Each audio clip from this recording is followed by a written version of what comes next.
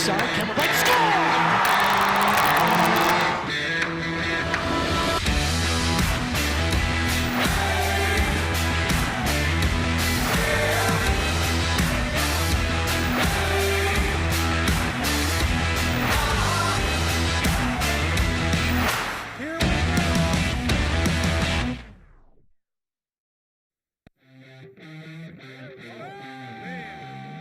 Your number one ranked Minnesota State Mavericks return to home ice as they take on the Seawolves of Alaska Anchorage. Can the struggling Seawolves steal the game from Minnesota State, or will the Mavericks shut them down? Seawolves, Mavericks, next on Maverick Hockey Weekend.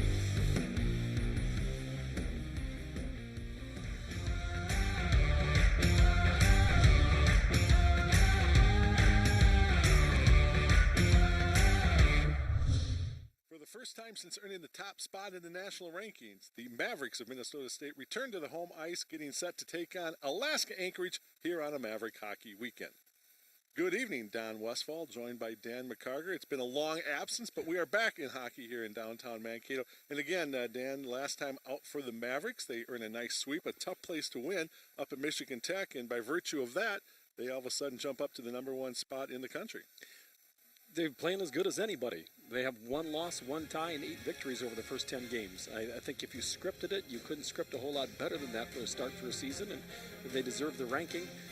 I don't know that it means a whole lot this time of year. We talked a little bit about the Mavericks as far as Michigan Tech, the sweep there. Last time out for Alaska Anchorage, they actually got swept by Bowling Green, but a couple of close contests.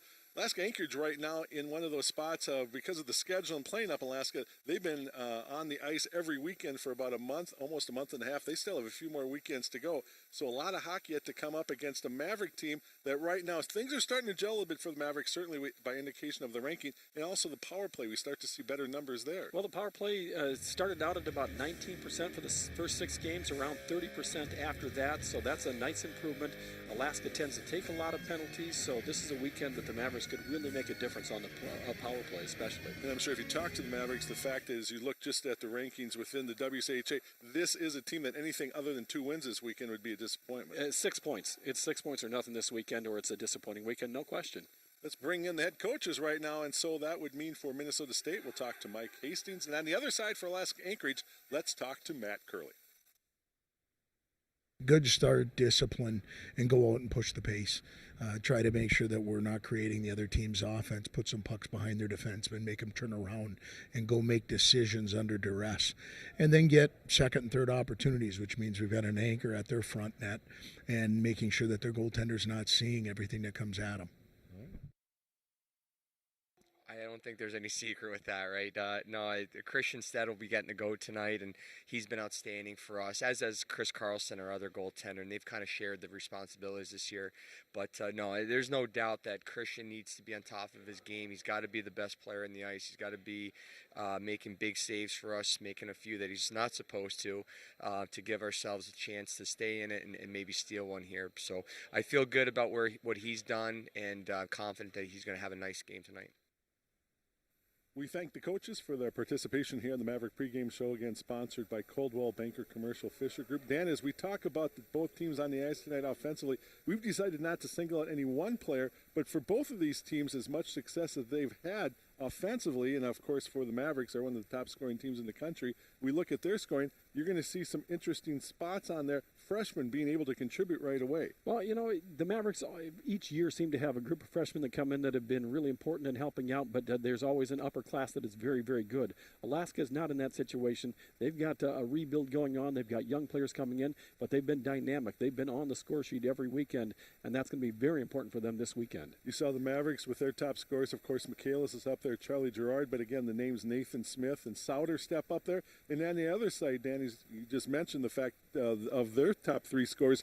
2 of them happen to be freshmen, one of them from Greenway Coleraine, so they have a Minnesota connection. This is a better Alaska Anchorage team than we've seen in recent seasons. If you just look at the numbers, they're scoring 2, they're allowing 3. They're not far off from being a winning team.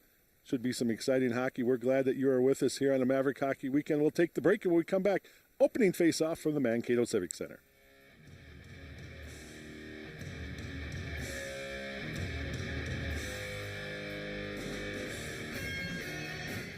I'm Larissa Schulich of Minnesota State Mankato students, and I have a big idea. I want to be among the few women who have a cockpit view of the world. My dad has his pilot's license. He inspired me to put in the hard work necessary to fly commercial planes. Now, with the guidance of my professors and thousands of hours of expert training, my big idea is becoming a reality, one flight at a time. Big ideas, real world thinking. Minnesota State Mankato. Go further at mnsu.edu. Maverick fans, are you looking for great food at a great price? Head on up to Weggy's on campus, located in the University Campus Square, right across from the Taylor Center at MSU. Weggy's just added a full-service bar and added 4 large-screen TVs for you sports lovers that like to belly up and have a beverage while you watch your favorite games on TV. For breakfast, lunch, dinner, or drinks, Weggy's is the place to be. Try the hashtag hash browns with your eggs. I hear those hash browns are hashtag the best. Back in downtown Mankato, getting set for the first in the 2-game series here between Minnesota State and Alaska Anchorage. Glad you're with us here on the Maverick Hockey Weekend. Charter Communication and Flow Hockey TV. See the Mavericks with the little numeral 1 by their name, and again, top-ranked team in the country after that sweep of Michigan Tech a few weeks ago. The guy behind the bench calling the shots, Mike Hastings for the Mavericks, and on the other side, second-year head coach Matt Curley for the Seawolves. Look at the overall record, Don. Not very good, but he's trying to build a program. They didn't have a whole lot coming back. They've got some very exciting young freshmen that we're going to get a look at tonight. We talked about that in the pregame show. We'll mention some of those stats as we go. Christian Stead gets the call tonight. Dryden McCain on the site for the Mavericks. Pretty simple question, pretty simple answer when we talked to Matt Curley before the game. The best player on the ice tonight needs to be your guy between the pipes, and without question, the answer was, you bet. That's usually the case, but in this series especially, if his goaltender isn't the best player on his team, they have no chance of winning. You were just mentioning the freshman class for the Seawolves. They again lead Alaska Anchorage in scoring. In fact, on the season, they have a total of 29 points already. The next closest class, the sophomore class, with 10. So that's a pretty big gap in there. Both the senior and junior class for the Seawolves at 9 points. So again, as Dan, you indicated, it's going to take some time at this level. You simply do not rebuild in a matter of even a year or two. It's going to take some time. And, you know, we've talked at times over the weeks in recent seasons about the situations up in Alaska between both not only Anchorage but Fairbanks and the future of hockey, which seems secure through at least next season, but still somewhat tenuous, I'd say, in the distance down the road for them. Yeah, no question. Like I said, they're good for this year and next year, and that's about as long as they're able to go right now.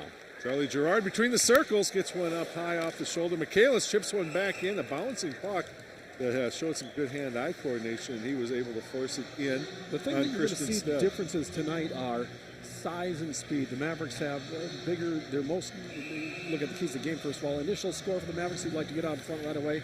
Handle Alaska Anchorage's aggressiveness and then sustain offense, but you're going to see that the Mavericks are a bigger and stronger team and faster, and especially with as many freshmen they have that are playing that are important, to see a size difference that very few teams can match up with the Mavericks physically. Good to see the guy taking the face-off for the Mavericks, Jaremko, back on the ice. Played down low, bouncing puck on the rebound off into the corner. Smith gets dropped. No call. It's chipped out to center ice.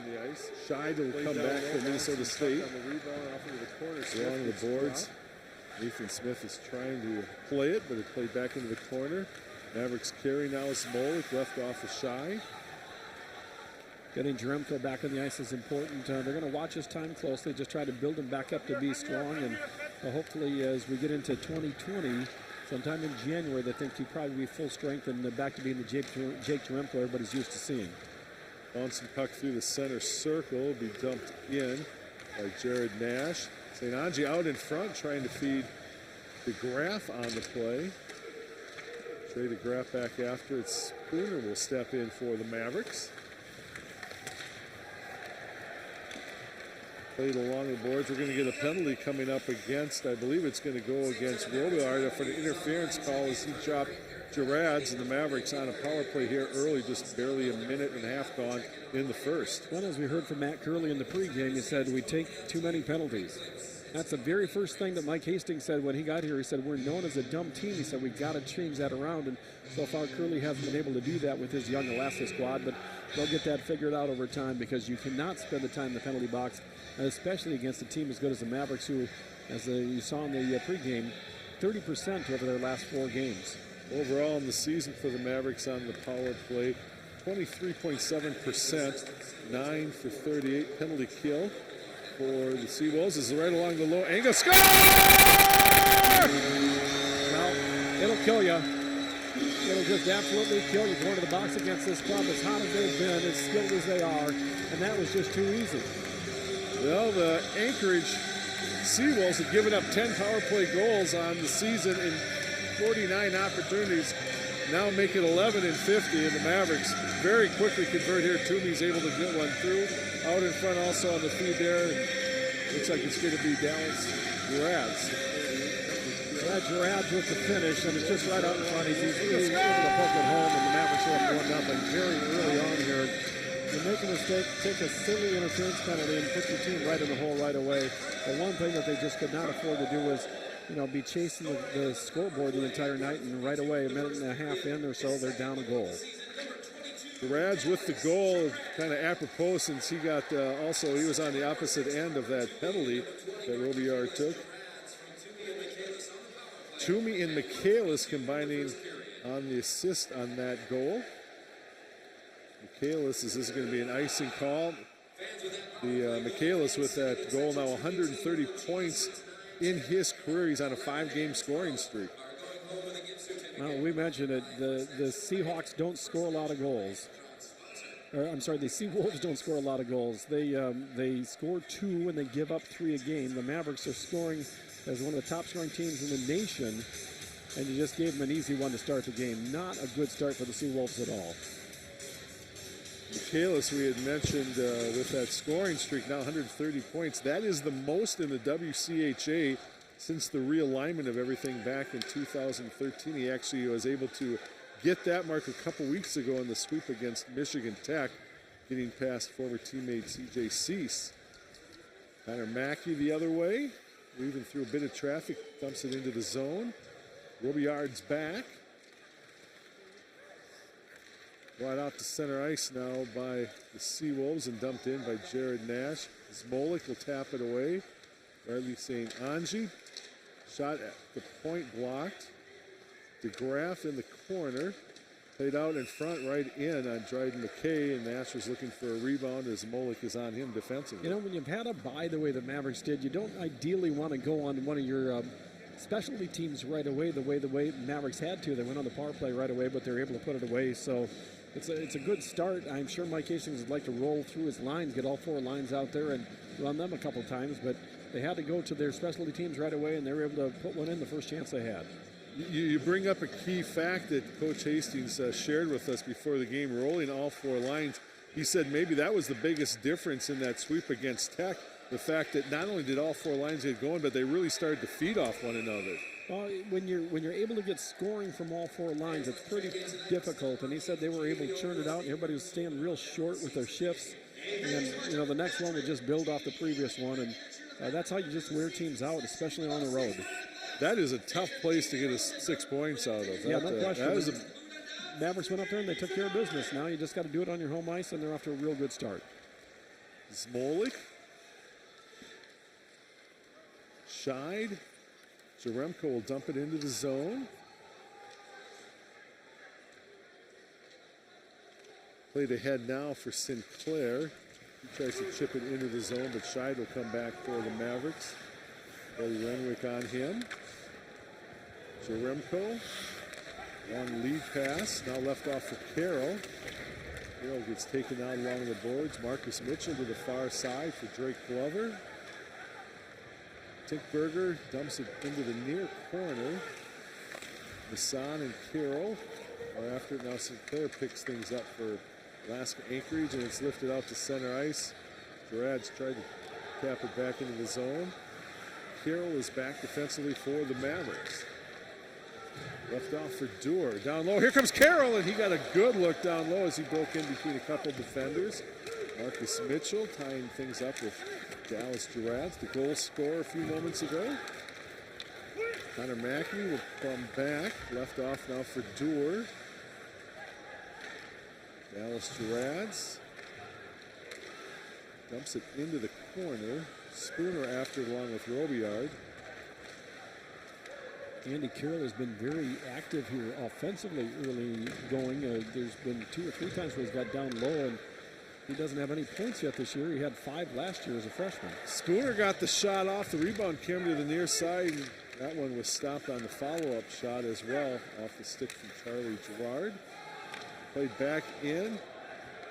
Actually was played back in on offside, delayed. So now with the Mavericks have cleared, carried out to center ice. Connor Mackey.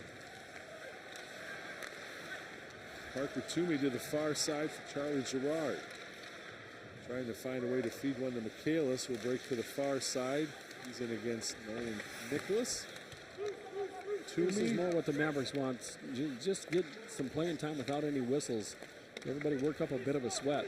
Toomey out in front. There was Gerard, but the pass got deflected on its way out. Then Nick Wicks came back defensively to help out.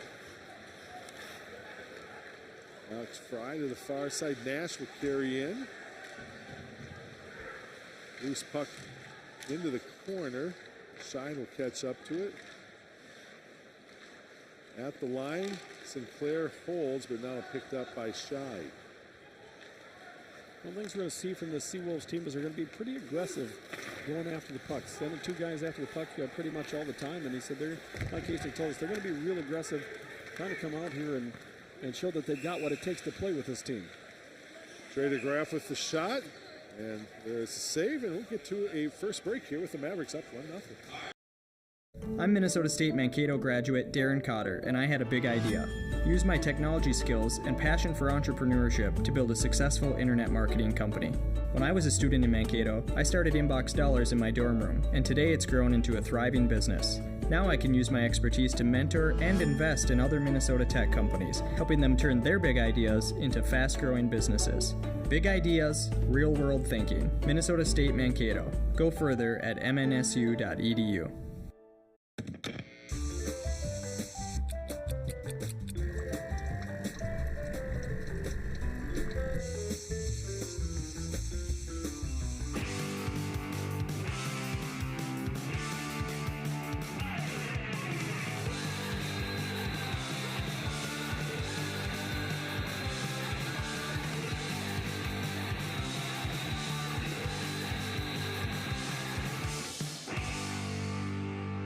After the save by Dryden McKay, Mavericks will take a face-off in their own defensive zone. Shots on goal, 4-2 in favor of the Mavericks. They've also got the only tally on the board. A power play goal back about a minute and a half gone in the first. Dallas Girads, the second of the season from Toomey and Michaelis. We had talked about Toomey. Now in first place as far as career points in the, let's say, the most recent era of the WCHA. Here come the Mavericks, 2-on-1. Smith to the far side. Score! That's how you draw up a 2-on-1. Absolutely perfect.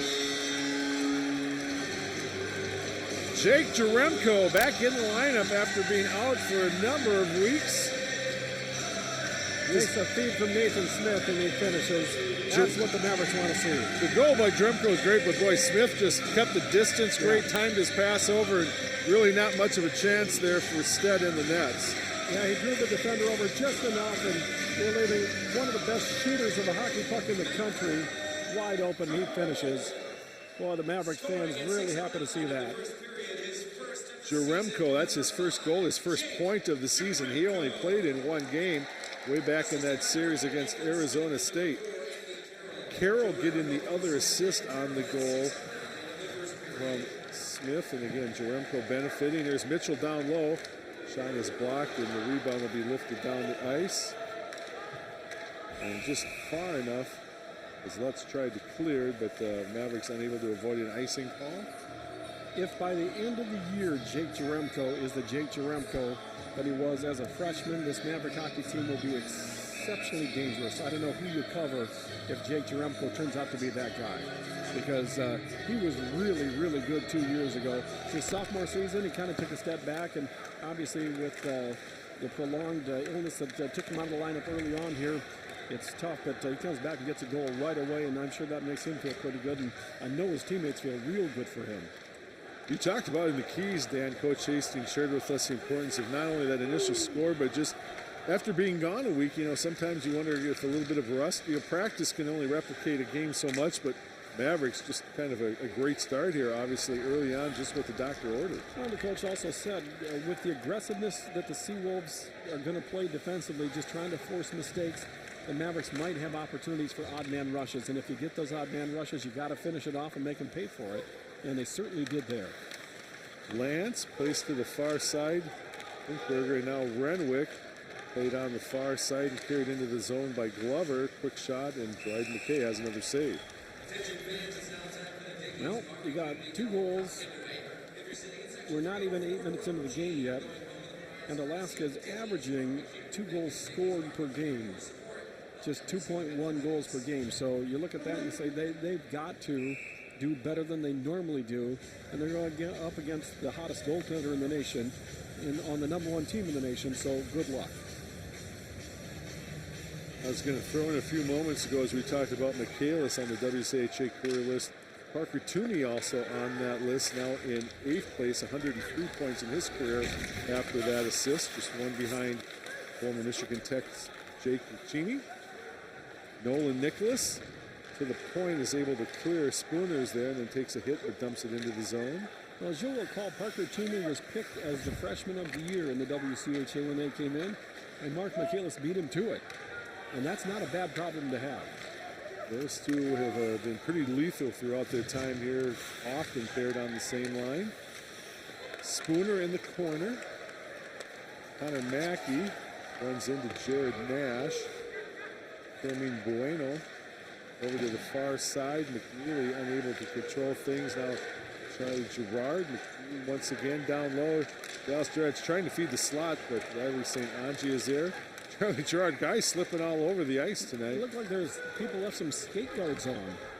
St. Angie left off. Trey DeGraff right along the goal line. Toomey will pick up the puck for the Mavericks. They'll carry out to center ice. Still Toomey after it. Trinkberger will sweep it away, but Michaelis is there out in front trying to spin one to Charlie Gerard, and Zmolik will come back. I think we have one more player below a shoe here, and I'm not going to be allowed to sharpen skates for the team anymore. You can do it all. Tell you what. I was wondering where you were about 4:45. Trying to help out whenever I can, but apparently maybe I didn't do as good a job as normal. He plays that one to the corner. Fry after it. Out in front now, swept out there by Cam Rude, and the Mavericks clean up. Scheid. Smith taps it out of the zone. Lucas Sauter carries into the corner. Sauter still after it. Fry catches up to it as well. Now Nathan Smith brings it out in front, but lost puck possession. Andy Carroll is back. Shots on goal are nearly even at 6-5, but scoring chances are all in the favor of the Mavericks. There really hasn't been a scoring chance so far for the Seawolves as we're almost midway through the first period. It is a much more aggressive Seawolf team than I remember in recent years. Yeah, no question about it. It's cost them a little bit here, but you know what? You got to play that way. You got to play with what you got, which is be as aggressive as you can, maybe force some mistakes, and along the way we'll learn that when you learn to be smart and be aggressive. Nicholas down into the corner, but Hookinson kicks that out. Left off where it's picked up by Renwick. Played back for Robillard. Dumped into the zone off the stick of Masson. Carroll will step into the play as also Masson after it one more time. To the point. Robillard to the far side. Nicholas just plays it off, trying to find a way to get it off of Karam, and then Andy Carroll comes in as well to help swat it away. Right along the side of the goal, it gets trapped, and we'll take a break as well with 9:38 left to go here in the first. The Mavericks 2-0 lead.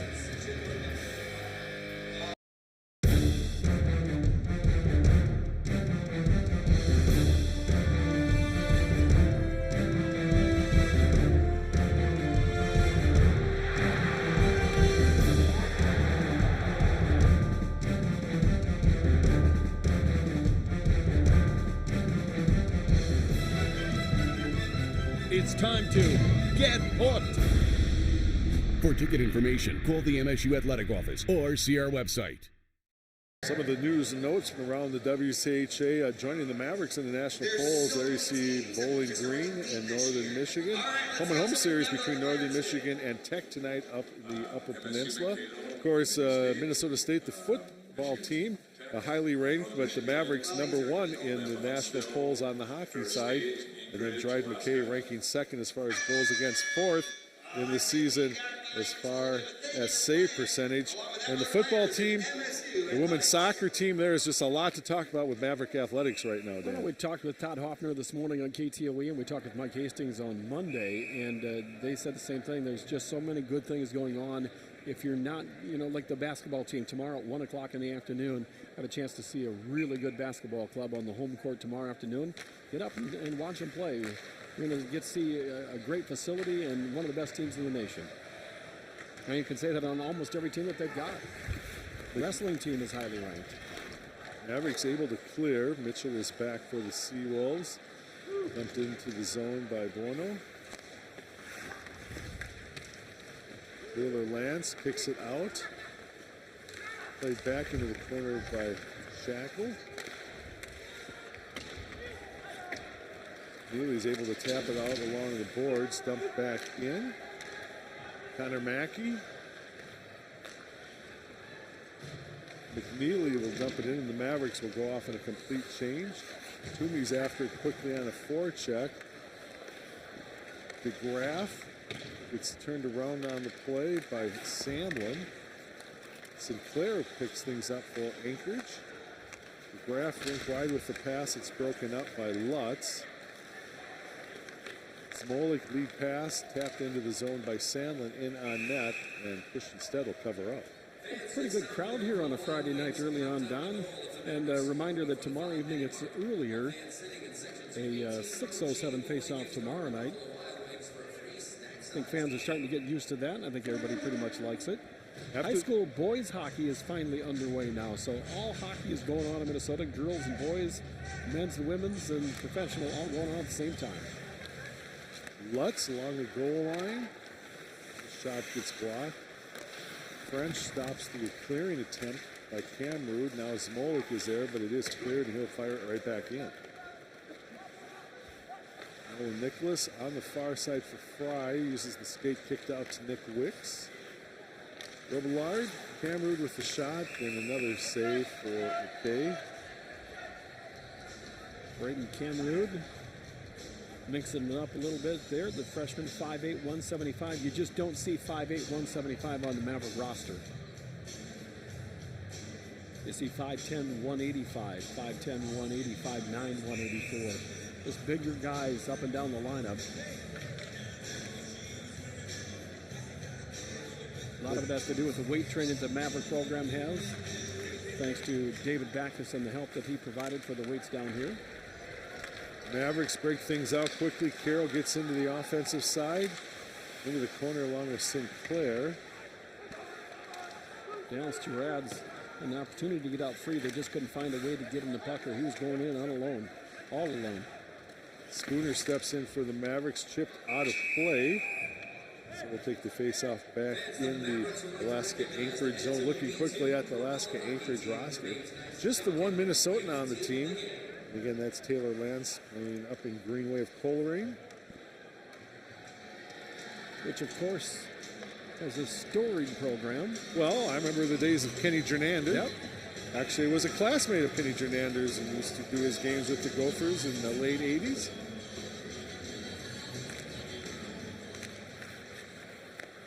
Played back to the 1980s. Yes. In fact, I think Greenway made the tournament a year or two ago, and Kenny's son was one of the better players on the team. Back in the days with Larry Olin and Chorsky and Snuggerud, those were some fun years. Some good names. Skarda, and of course we know one of those names on the current Maverick roster in Stauber. Long lead pass for Jaremko with the goal here in the first. Top of the circle. Connor Mackey in the slot. That one was blocked by Lance out front and goes up into the net. It was nice to see Jaremko on the ice, doing what we got used to seeing him doing. It'll take him a while to get his strength back and get his lungs back, but I say, if he's Jake Jeremko by the end of the year, what a plus that is for this team, is they are loaded offensively, and you put him in the middle of it, that's an awfully good club. Mavericks top line with Michaelis along with Gerard and Toomey. They're already up 2-0. Goals for the Mavericks by Dallas Gerads on a power play, and then Jeremko, as Ron had talked about. That's an icing call, and we'll take the face-off back the other way. Dan, we only have one more weekend of hockey left in 2019. That's sick. It is not good. That's actually the first weekend of December. Mavericks next weekend. Big series up in Duluth against the Bulldogs. And then we are home in a couple of weeks as Lake Superior State comes into town, and that's it for 2019. That's ridiculous. Toomey out in front trying to feed Michaelis, but it's broken up and cleared out of the zone by Lance. The two series at home to start the year, the 4 that I was out of the country for, really shortens up my first half, and I'm not happy about that. Scheid trying to chip it out of the zone away from Shackle. In fact, it gets weirder, Dan. There's only 4 home series in 2020. Of course, we hope to be home for 3 straight weeks in March with the playoffs. I would say the odds are pretty good that's the case. Series in 2020 with Alaska the first weekend. The Alaska Fairbanks. Quick turnaround there as Nick Rivera had a good look, but Stead makes that save. And also in 2020, we get Bemidji State, Northern Michigan, and Alabama Huntsville. Nice turnaround and opportunity for the Mavericks, but Stead was ready. Carroll looking for an angle, top of the circle, carries it down to the goal line behind the net for Lutz.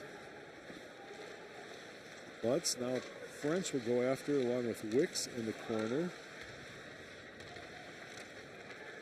Rivera chips it back in. Wicks looking for some room to clear the puck. Spins away from 1-4 check by French. At the line, cleared. Near side, Robillard. Watched there by Carroll, forced behind the net on the shot.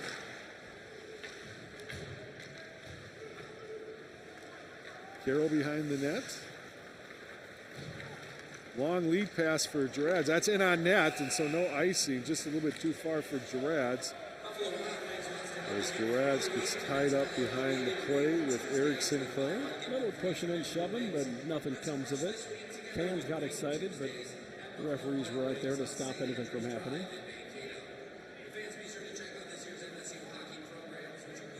Mavericks will lead that trio of forwards up there with Spooner, Gerads, and Walker-Duer.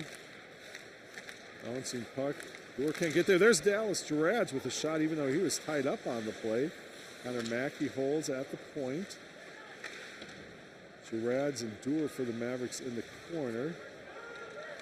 Warner steps in to help out. Now played all the way along the boards. McNeely will try to get there, and he does hold at the line.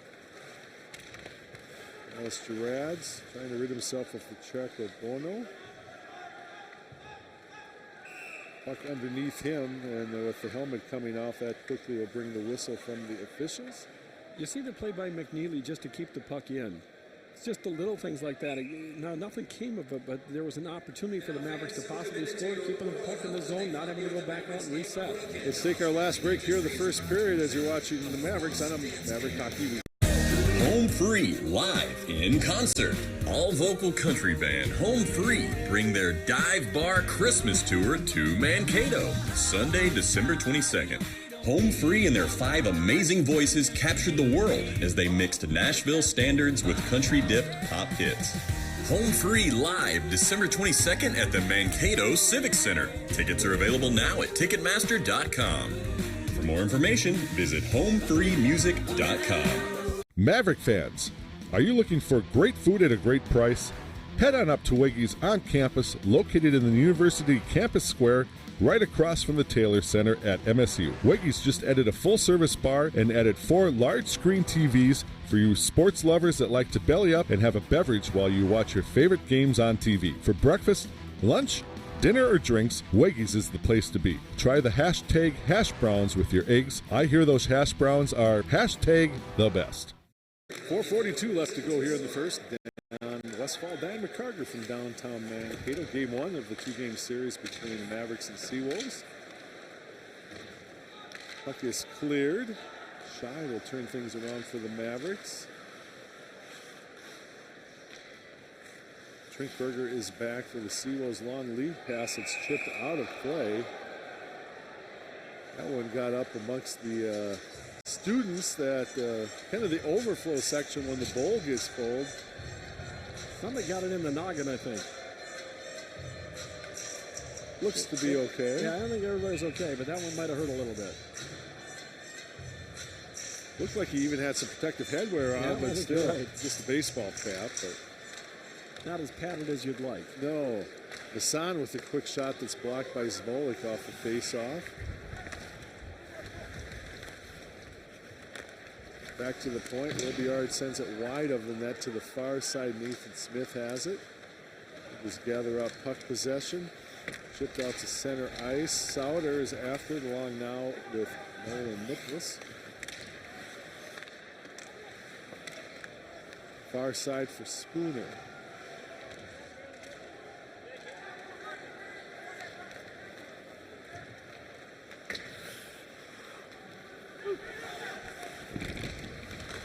Along the corner, now Spooner ahead for Dewar. Spooner steps in to break up the clearing attempt. On the near side, Sinclair left off and played out of the zone by Mitchell and dumped right back in. Mavericks after it, Sinclair and Gerads. Spooner steps in for an attempt. Carroll steps in from the point, trying to feed it down low, but picked up by Taylor Lance, and he'll carry to center ice. Carroll's after in the corner along with Lance.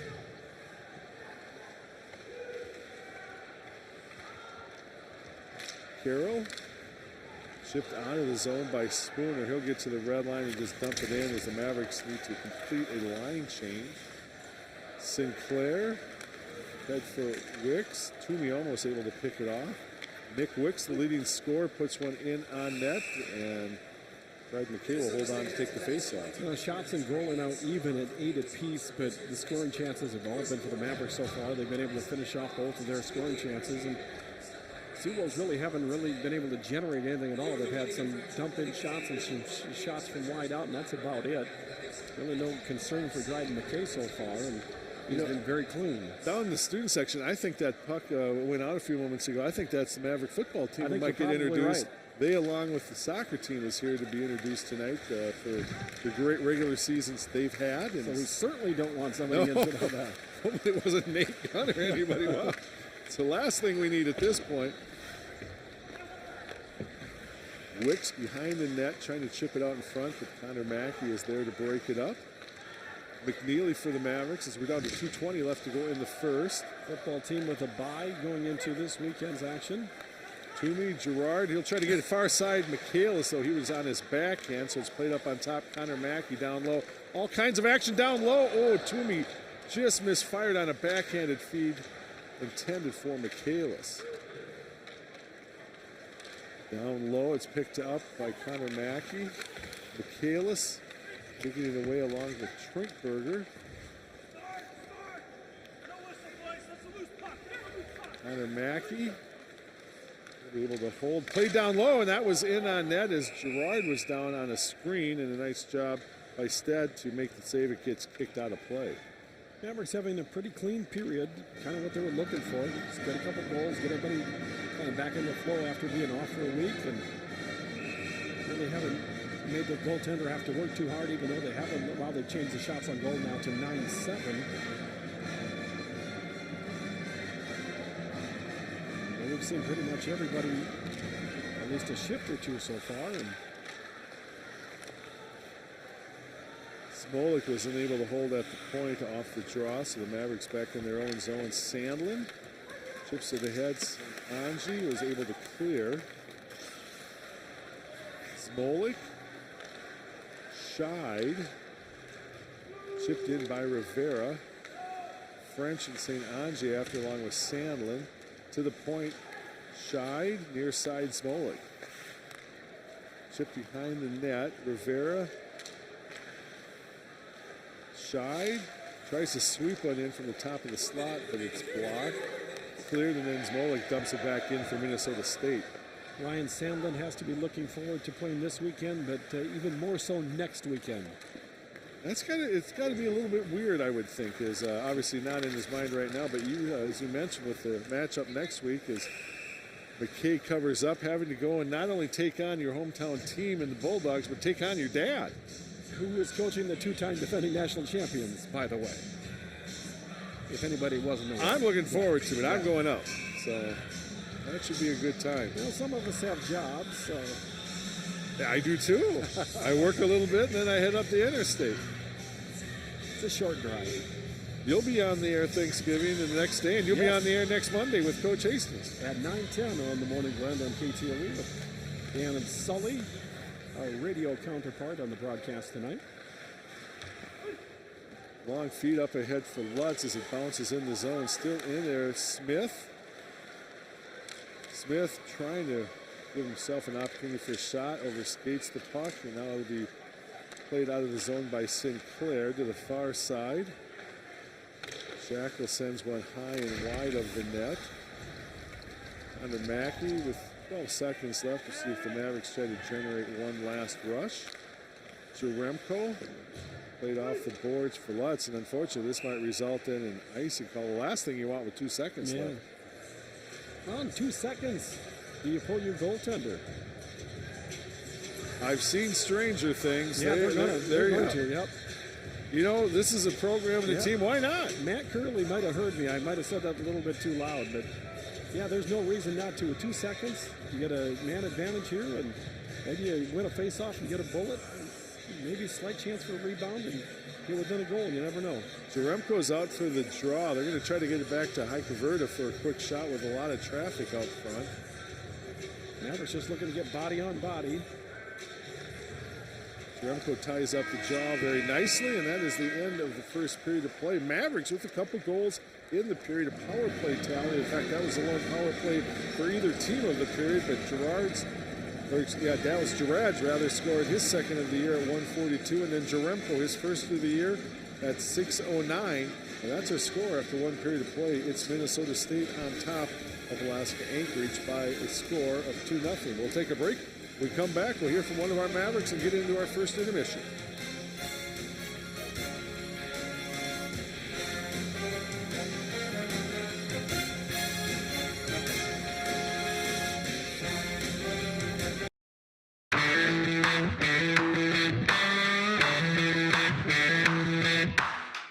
His side, camera right, score!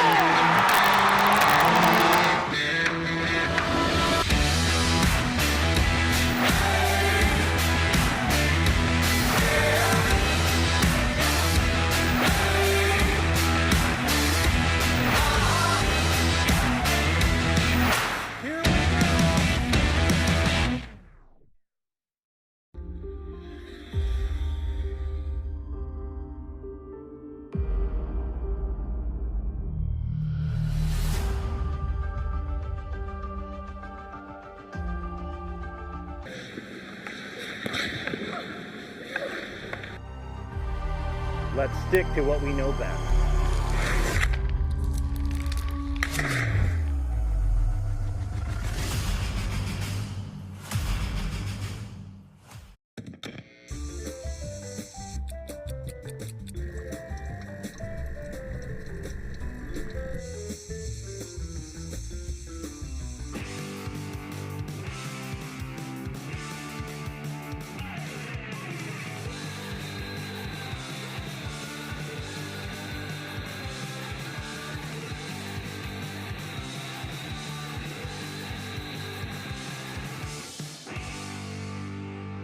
I'm Larissa Schulich of Minnesota State Mankato students, and I have a big idea. I want to be among the few women who have a cockpit view of the world.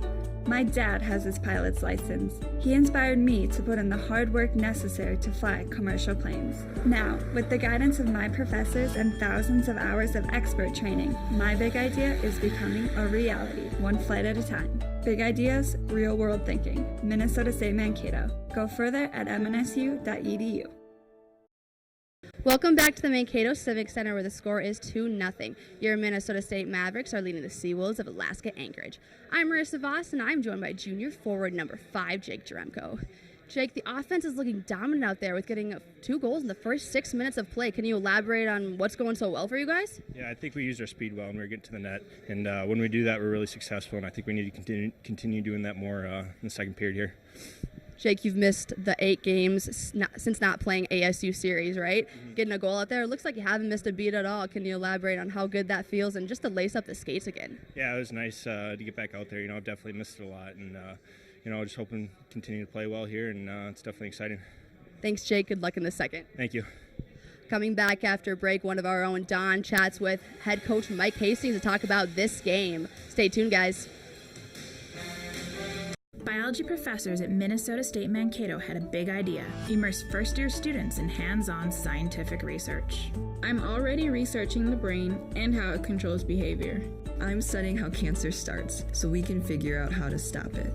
Our Rise Bio Scholarship Program, supported by the National Science Foundation, gives students unique access to real-world research, preparing future leaders in science. Big ideas, real-world thinking. Minnesota State Mankato. Go further at mnsu.edu. Home Free, live in concert. All vocal country band Home Free bring their Dive Bar Christmas tour to Mankato, Sunday, December 22nd. Home Free and their 5 amazing voices captured the world as they mixed Nashville standards with country-dipped pop hits. Home Free live December 22nd at the Mankato Civic Center. Tickets are available now at Ticketmaster.com. For more information, visit homefreemusic.com.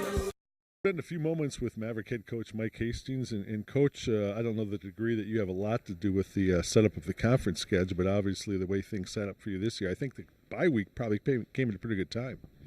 It did. We had a few guys that we wanted to get healthy. Jake Jaremko's back in the lineup. We're close with Chris Van Oshaw. He's close. I don't know if he'll be able to be available for the weekend. And then we had some guys that, we're getting some miles on them. So for us to get back, focus on the academic piece, get a little healthy, get some rest, reset, and then get ready for the 8 games that we have between now and Christmas. And so looking forward to seeing if some of that rest is paid off, but hopefully not have too much rust also. Obviously, the players get some time off. They get back to their studies and weights, and you try to keep them in some type of routine. For you as a coach, is it a lot of time scouting other teams? Is it time on the road, doing a lot of recruiting? What comprises your week off? For us, usually it's an opportunity for us to go recruiting, but with it falling at where it fell as far as the NCAA is concerned with dead periods, we couldn't go out a tremendous amount until later on in the week, and so I took advantage of it. I went home and I saw my mom. I drove up to Crookston and had dinner with her, and then the next day and with my sister and their family, and then turned around and came back here. And I think the guys don't mind when I'm gone. It's fresh, it's new, and I know they're always in good hands with Coach Connaught and Coach Blue. So we did something a little bit different over our break this year as far as just some competitive games that we had the guys go through. Not a lot of system things. Wanted to free their mind up a little bit, make sure the compete was going on, and hopefully we're in a good spot tonight. We've talked before about as you break up a season, typically in quarters and things like that. In essence, we're done with the first quarter of the season. Only blemish is a loss and one tie. Overall, your thoughts, how would you grade your team out after the first 25% of the season's done? More peaks than valleys, which is a positive over that short period of time. You look at how we got to the point of being 8-1-1, and different guys stepped up at different times. And we had some bumps and bruises through our forward group when you had Parker Toomey and Nick Rivera and Dallas Gerads and Jake Jaremko. We've had different guys, Chris Van Oshaw, who have been out of the lineup. We've had other guys step up. 2 freshmen that come to mind are Smith and Souter, who have come in and done a really good job for us in those spots to produce some offense for us. So we had different guys step up front. Back at the blue line, knock on wood, we can still maintain our health. And we've had different guys step in there between Carroll and We're still trying to mix some guys in here in the first half. So after the first quarter, I'd give ourselves probably a B plus, because I've liked the attitude. I think the leaders have done their job. Knock on wood, we can stay healthy and hopefully make a push here in the back half of the first half. Coming into tonight's contest, first time back in the building with the top ranking in the country. You were through this a few years ago. My assumption might be, it's nice. It looks good in the paper. It's good for the fans and the booster clubs and certainly recruiting. But as a whole, I would imagine from the team, the leadership who has been through something like this before, the target might be a little bit bigger on your back, but really this earlier in the season, while it's nice, it doesn't really settle in too deeply. No, it's the guys have been really good. Our leadership group of seniors and juniors have been in that spot before. It's something, as to the points you brought up, it's good for the university, it's good for our community, it's good for recruiting, good for the program. But at the end of the day, you've got to go out and earn your way. And so the guys have done a pretty good job at just resetting and focusing. And like I said, the week off, as far as getting what we wanted to get out of that week, that happened. And now in preparation for Anchorage, we've had a good week up until tonight. So we'll see in the first 10 minutes. Yeah, I found more often than not when you come off an off week, it's tough to get up to game speed. So we're going to have to be on it right away because we don't want to be playing from behind in our own building.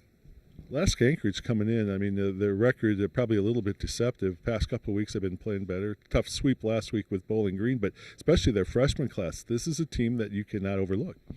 No, and in college hockey, you can't overlook anybody. And I know people out there that are watching this are like, yeah, same old, but it's different. You can see the 60th ranked team beat a number one team and anywhere in between. So when you've got goaltending that come into the mix, if you get a goalie who gets out there and gets hot and you let him start seeing a puck and don't make it difficult on him, or you're undisciplined or you don't do the things that you should be doing, these guys have 18 scholarships just like we do. And so they're coming here with an attitude that they're going to try and get it done in our building. So we're going to have to be good to get it done.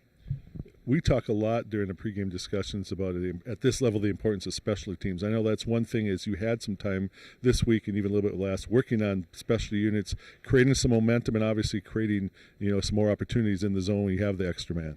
We need to. I think we started off in those first 5 series real well. I thought we had a real good showing in our own building against Arizona State. And put some games away that were really close through our power play. And our penalty kill, Todd Connaught handles our penalty killing. It's been very good up until this point. They're going to have to get up to speed right away because we're seeing a power play that's got a few different looks. And our power play units with Jake Yaremko being back in have changed a little bit ourselves. So opportunities, and the only way you get on the power play is by drawing them. So I didn't think we were great at that over the first 5 series, and hopefully that can be better in the next 4. Last question, but just the recipe of success against the Seawolves tonight. What does your team need to do well? Good start, discipline, and go out and push the pace. Try to make sure that we're not creating the other team's offense, put some pucks behind their defensemen, make them turn around and go make decisions under duress. And then get second and third opportunities, which means we've got an anchor at their front net and making sure that their goaltender's not seeing everything that comes at them. Maverick head coach Mike Hastings here on a Maverick Hockey Weekend.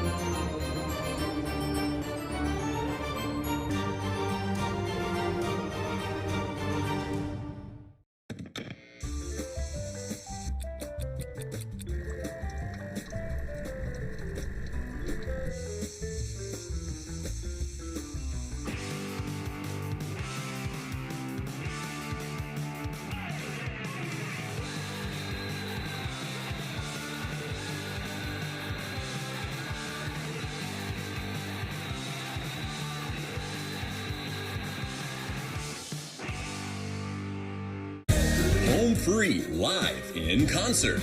All vocal country band Home Free bring their dive bar Christmas tour to Mankato, Sunday, December 22nd. Home Free and their 5 amazing voices captured the world as they mixed Nashville standards with country-dipped pop hits. Home Free live December 22nd at the Mankato Civic Center. Tickets are available now at Ticketmaster.com. For more information, visit homefreemusic.com.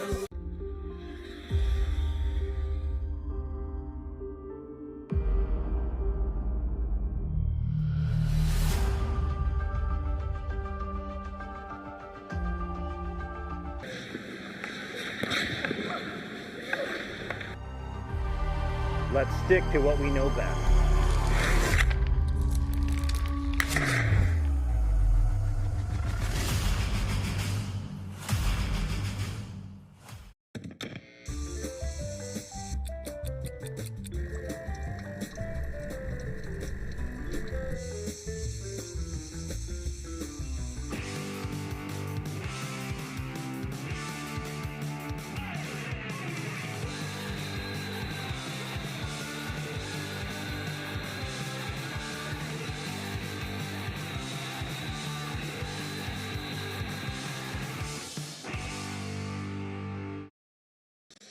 Don Westfall, Dan McCarger back on the Maverick Hockey Weekend. Thanking all of you watching across the country on Flow Hockey TV, and of course here in the Upper Midwest on the Maverick Hockey Weekend and Charter Communication.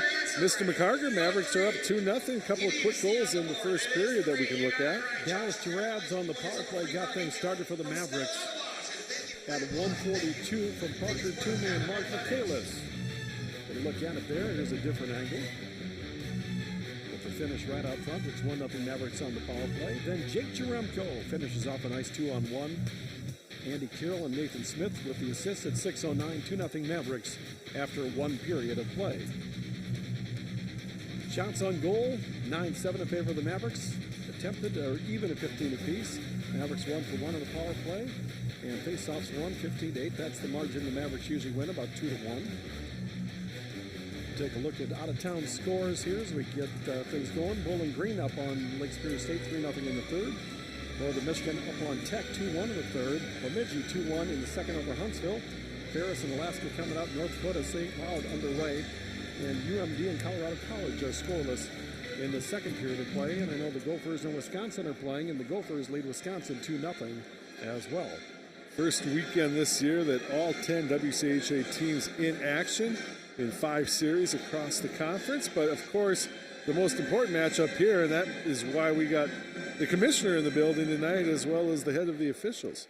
Happens more times than not, I think, that we're here, that they're here. Does it have so much to do as number one, because the program's right now ranked first in the country? 2, it's at the proximity of the Twin Cities. Or 3, the opportunity to see us and to shake a hand. And frankly, I think glad handing with us is pretty important. I think it's very high on the list, no question about that.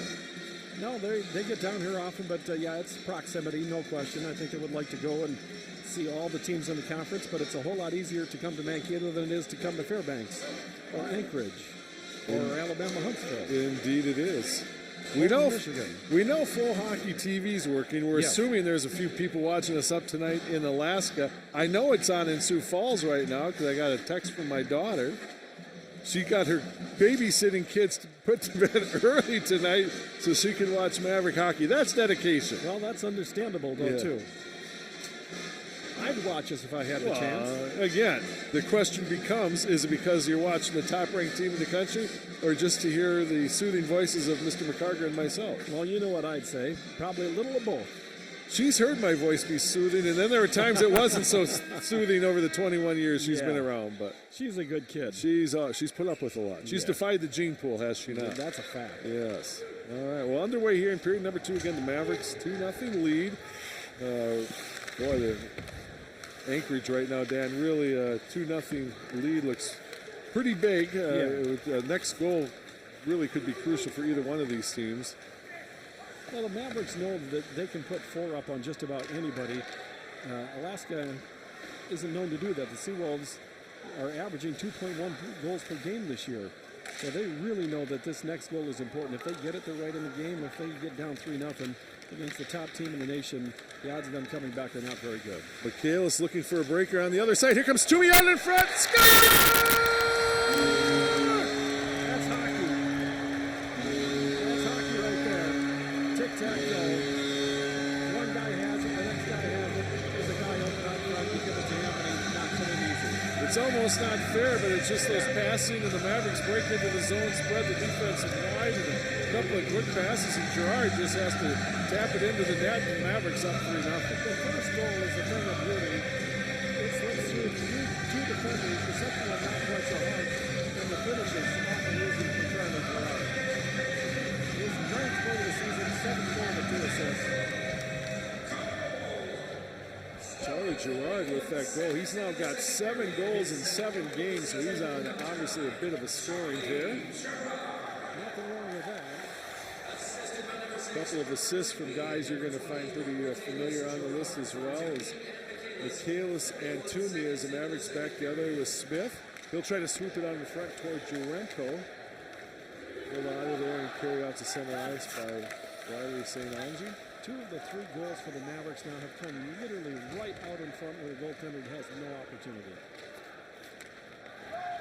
And we talked to Coach Matt Curley about the importance of his goaltender. He said, you know, he's going to have to make every save that is big for us, and he's going to have to make some that he probably shouldn't save. And again, he hasn't seen a ton of shots, but it's just... That would have been the one where he shouldn't have saved it, where if he would have been able to make a save, that he might have been able to keep his team in the game. But, you know, the save that he just made there is the one that he's got to make. The one that he didn't make a minute ago is one that very few would have made. Kicked out of there off the shot by Dewar and up out of play. Now, you just saw skill that very few teams in this country have, and the Mavericks have that on a couple different lines. Dewar will dig it out of some traffic. Rads. Dewar still in the corner. Now Spooner behind the net. Gathered up on the far side. Carroll. Bouncing puck goes wide of the net. Dewar is there. Sweeps it out in front. Spooner thought about taking a backhanded stab at it. That was Rads again. Dewar. Rads kind of tied up. Dewar sweeps it to the far corner. Spooner will catch up to it first. Sinclair trying to clear. Mitchell will now lift it to the line, but not out. Hookinson turns it right back around and into the corner.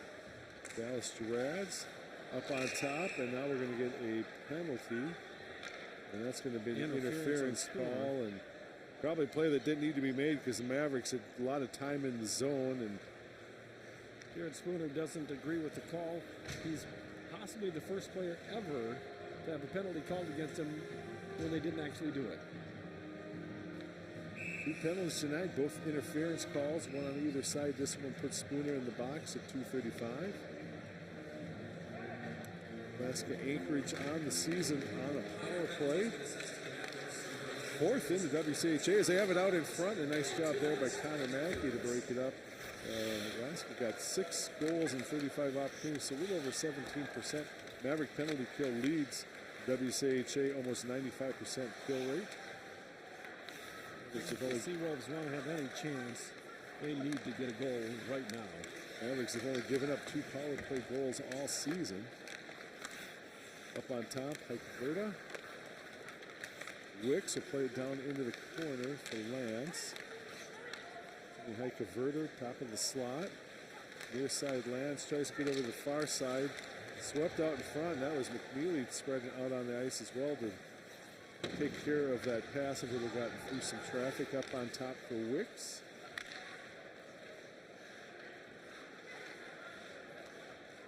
Heike Verda will try it one more time. Glove save made there, played behind the net. McNeely tried to play it off the boards and out and does.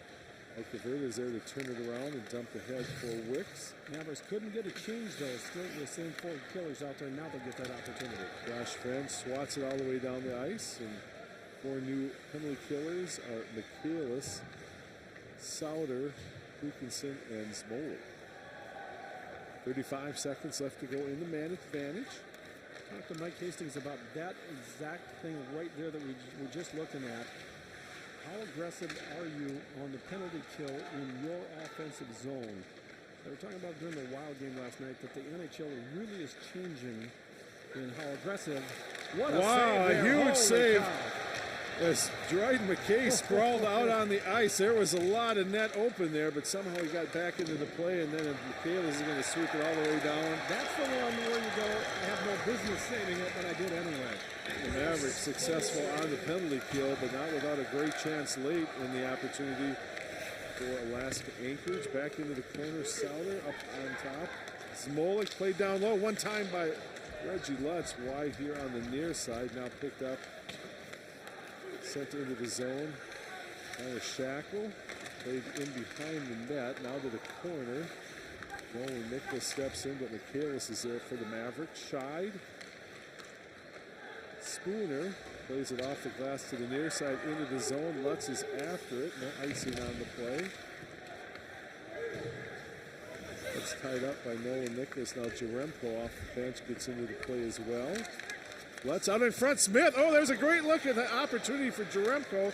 Scheid in the slot down low, and it's tipped away from Lutz by Robillard. Here comes Jaremko up on top for Scheid. He breaks in along the goal line. Low bouncing puck. Oh, off the post. Yes,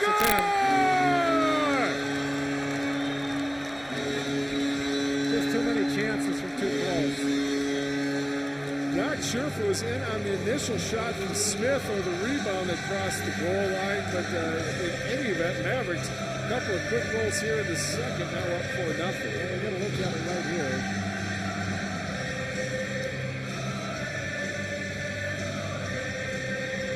All backhanded. Smith's goal, his third of the season. Got 3 goals, 6 assists for 9 points now. Heck of a start to his career at Minnesota State. 5:36 the time of that tally.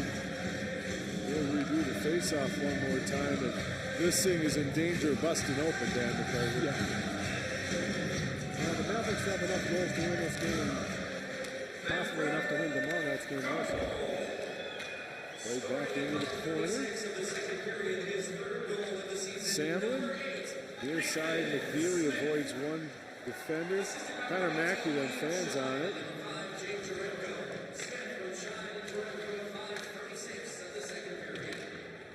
Into the near corner, McNeely will catch up to the play. Now picked up. Mike Verta goes rink wide with the pass. To the far side, tipped into the zone by DeGraff.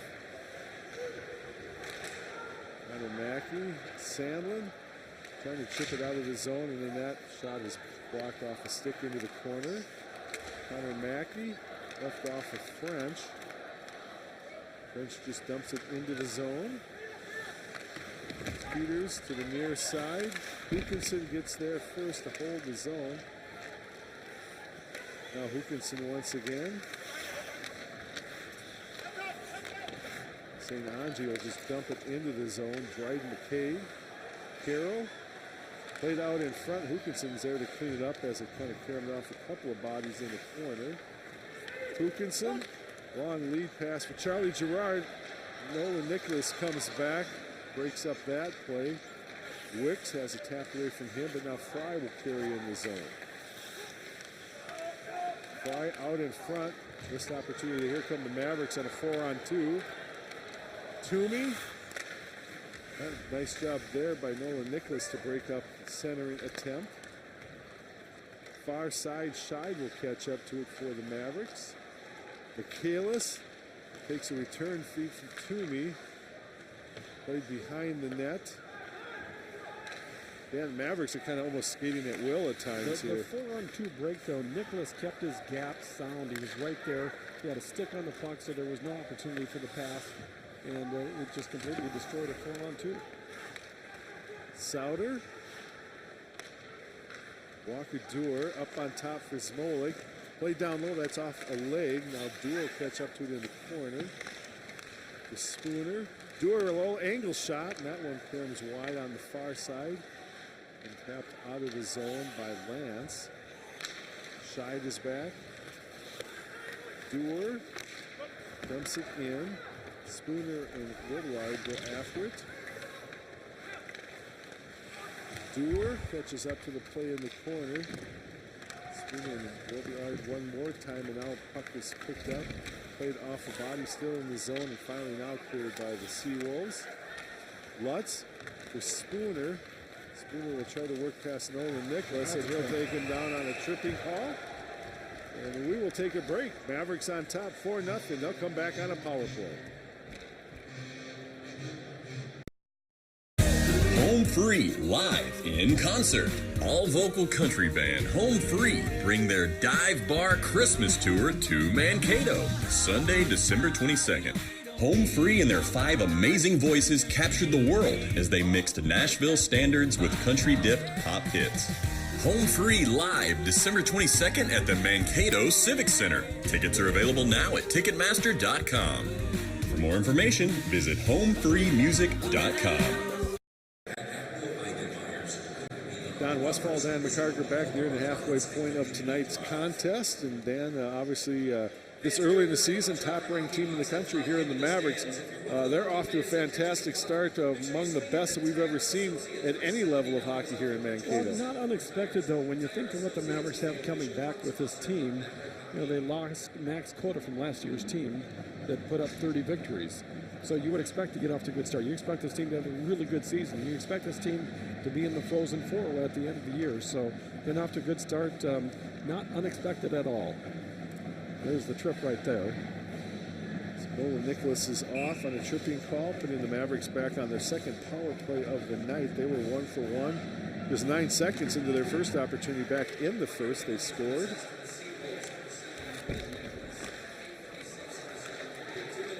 Out in front, Gerard to the far side. Here's a chance, and it goes up high.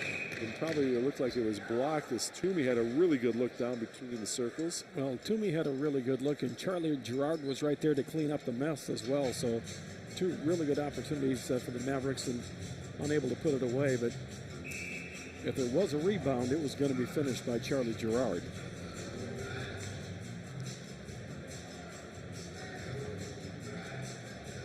Kalis will step in for this face-off along with Alex Fry. Picked up back to the point, but Connor Mackey is there to turn around and now fire down the ice. Cleared by Buono.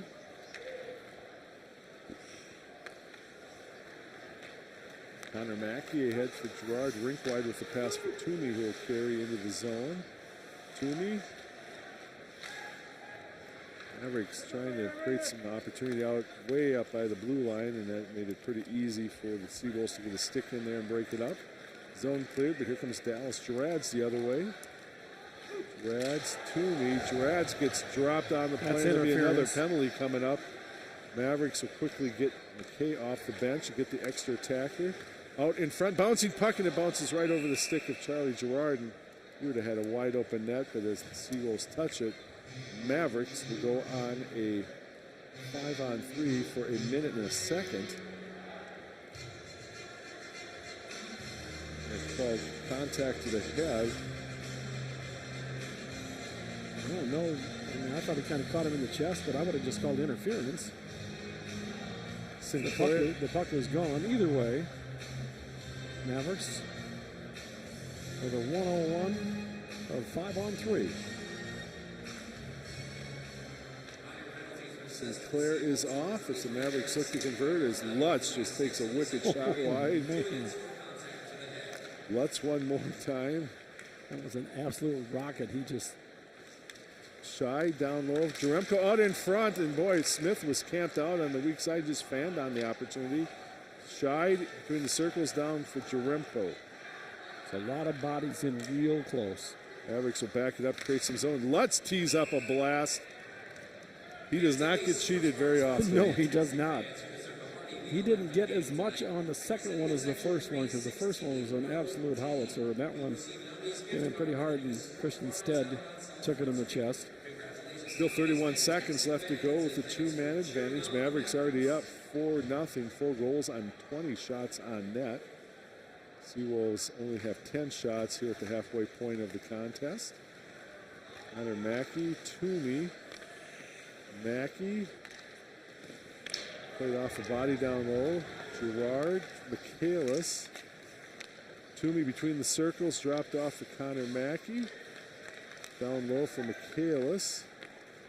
Mackey through some traffic down low.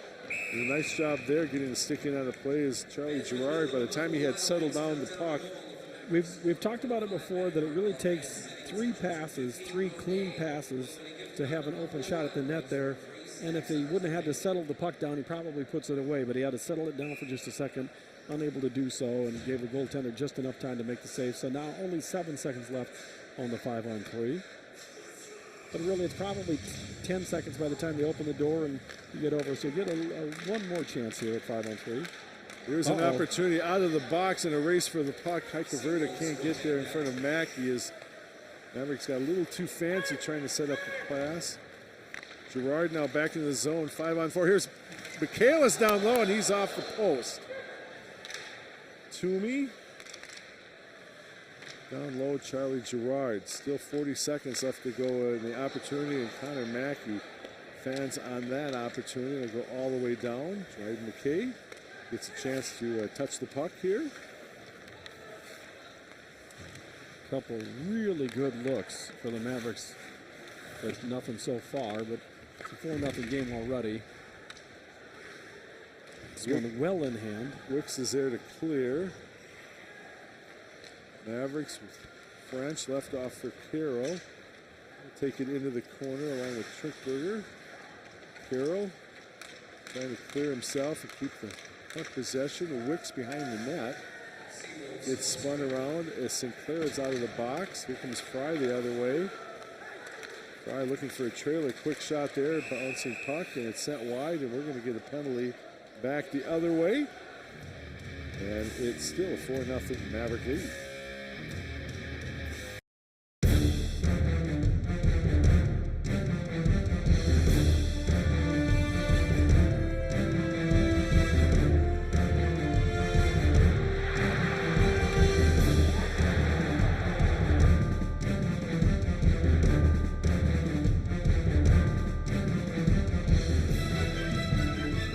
It's time to get hooked. For ticket information, call the MSU Athletic Office or see our website.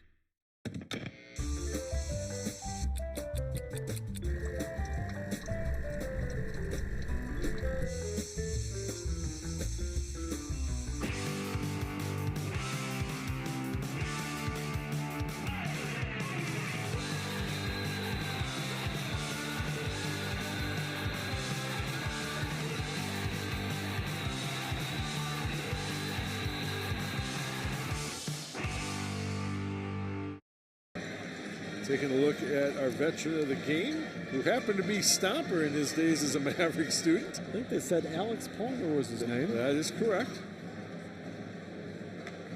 You don't usually get to see Stomper without the gear on. Stomper's aged all right. Yeah, he's done okay. And he defended our country. I wouldn't mess with him. No, not at all. So Carroll is in the box. 2 minutes for an interference call at 11:45, and if the Seawolves have any opportunity of getting back into the contest, this is almost a must. Seawolves, this is their second opportunity. They are 0 for 1 at this point. Wicks, Mike Verda, played down low for Lance, played to the far side. Dryden McKay gets there. St. Angie was looking for an opportunity on the weak side. Here comes Mavericks the other way. Josh French will just carry. Taps it down into the corner, and he gladly will go off with the long change here in the second. That save was made by Dryden McKay as he slid from his right post to his left post. He could just feel the play coming the other way. He slid over there, and he was right in position to make an easy save. In the corner, Lance pulls it away from McNeely. To the point. Up on top, Nick Wicks down low. Fry to the far side trying to feed St. Angie, but that pass was wide. Nick Wicks again with it. He had the lone goal last weekend. Mavericks going to get 2-on-1 shorthanded chance. Michaelis with Jaremko out in front, and then a nice job by St. Ange to work back into the play, and they're going to catch Jaremko. Probably an interference call. It's going to be played all the way down, and it's going to be, now the whistle comes. It's going to be, ice call is going to be a roughing call against Jaremko. So 5-on-3 the other way now, which you don't see very often. See the penalty right there in the corner. Well, here you go. You got 38 seconds of a two-man advantage. The Mavericks were unable to score.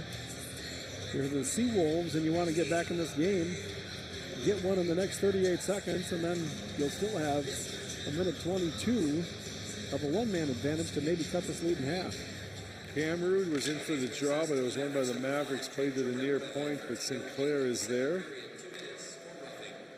Oh no, again, 5-on-3 for another 25 seconds. Played out of the zone, and Smolik, rather than trying to find a way to do something shorthanded, down two men on the ice, just gave up chase of the puck and came back to get set defensively for the remaining seconds of this 5-on-3. Just one errant pass, though, cost them about 15 seconds on the two-man advantage, and they only had 38 seconds, so pretty much made a mess of their first chance. Sinclair with a shot that's blocked by Hookinson, and he clears. Carroll is out of the box. Mavericks just a man down. Schaff on the near side, trying to feed the slot down low, and it's tipped just wide here on the near side by DeGraff. Now a race for the puck. French is back for a look. Wow. If he would have cleanly fielded that one, he had a wide open net to work. There's been a little bit of a wraparound. Warno to the far side. Sinclair drives it into the zone, near side for Fry. Chipped away from him by McNeely and sent all the way down. Realistically, the only way that the Seawolves get back in this game is if the Mavericks continue to go to the penalty box. They've taken 3 this period, which is a little unlike them. Ikeverda, near side for Wicks. There's some traffic into the glove of Dryden McKay, who will take the save and hold on with 28 seconds left in the power play. I'm not sure that was on net or not, but he thought the better of it, just catch it and get the face off and get set up for the final 28 seconds.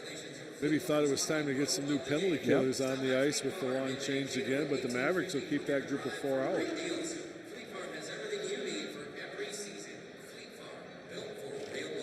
This draw won by the Seawolves.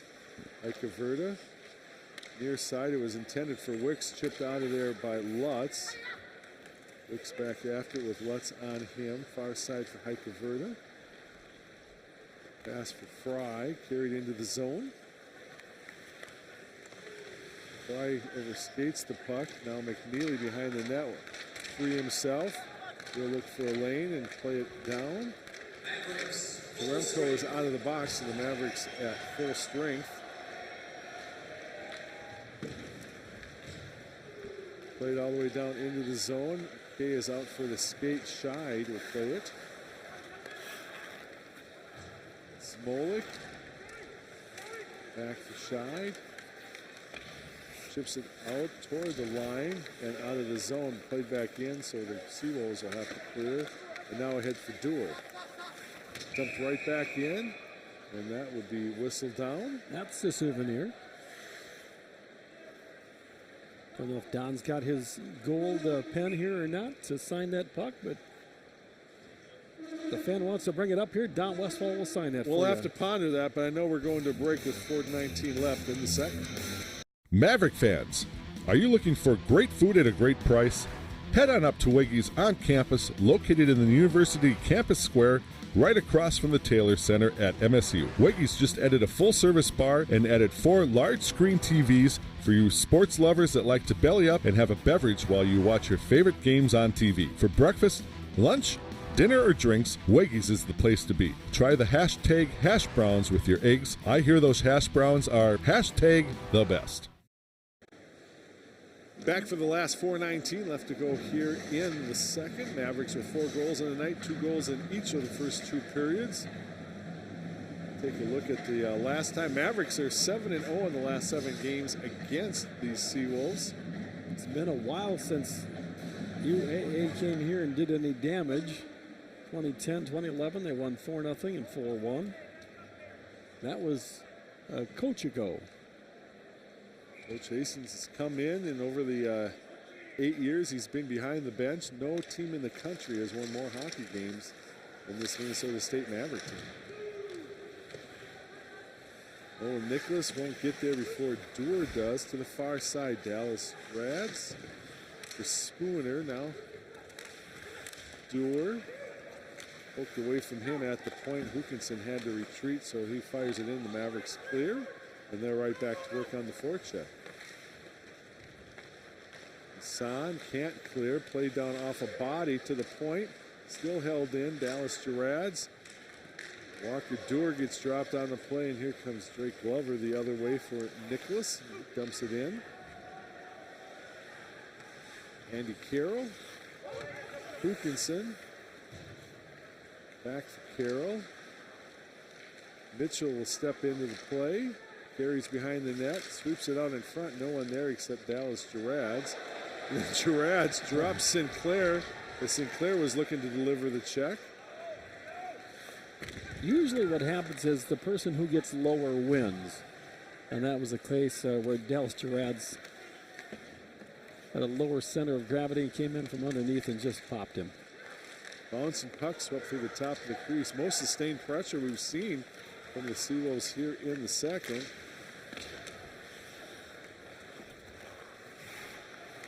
Mavericks with Rivera, who just dumps it into the zone. And now we're going to get offside call. So we'll take the face off just in front of the Maverick penalty box with 2:48 left to go in the second. You know, the little mystery that was involved in this game is pretty much gone with the Mavericks up 4-0. It'll be interesting to see how the Mavericks play the third period, how the Seawolves play the third period. Do we just skate this one out and head into tomorrow night? Do the Seawolves have some pushback? And do the Mavericks get a little sloppy at all, or are they able to stay crisp through the third period? So those are the things that we'll be watching for. I have no idea what Braden Cameron's trying to do. Referees have seen enough of that. It cost somebody a spot in the face-off circle. Mavericks win the draw, dumped in by McNeely. Along the boards, French will pinch to keep it in the zone. Now Rivera. French again. To the point, Connor Mackey. French. Backhand, here comes Sandlin. Yeah, off oh, the post. you're kidding me. How did that not go in? Oh. Sandlin again after that. He took a really nice feed through the crease. French.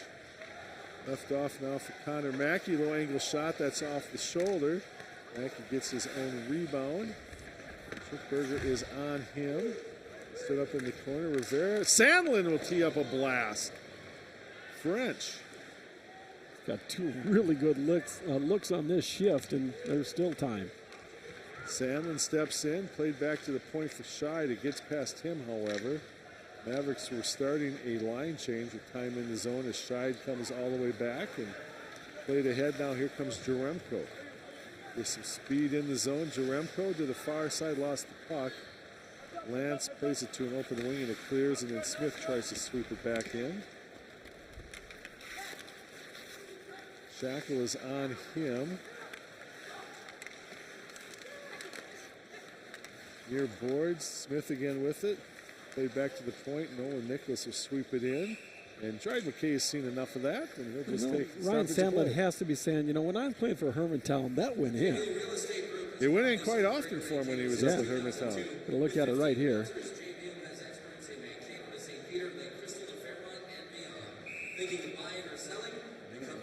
Just caught the post. Yep.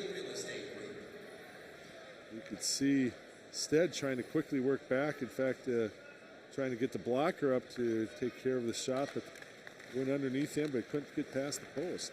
Smolik for Toomey. 1:10 left to go in the second. Charlie Gerard is played in the corner. Michaela steps in between a couple of Seawolves, tries to play it back to the point, but Lance gets there. Toomey breaks that play up. Nolan Nicholas off the glass, out. Marcus Mitchell That shot gets saved and sent behind the net. Scheid will play it along the glass.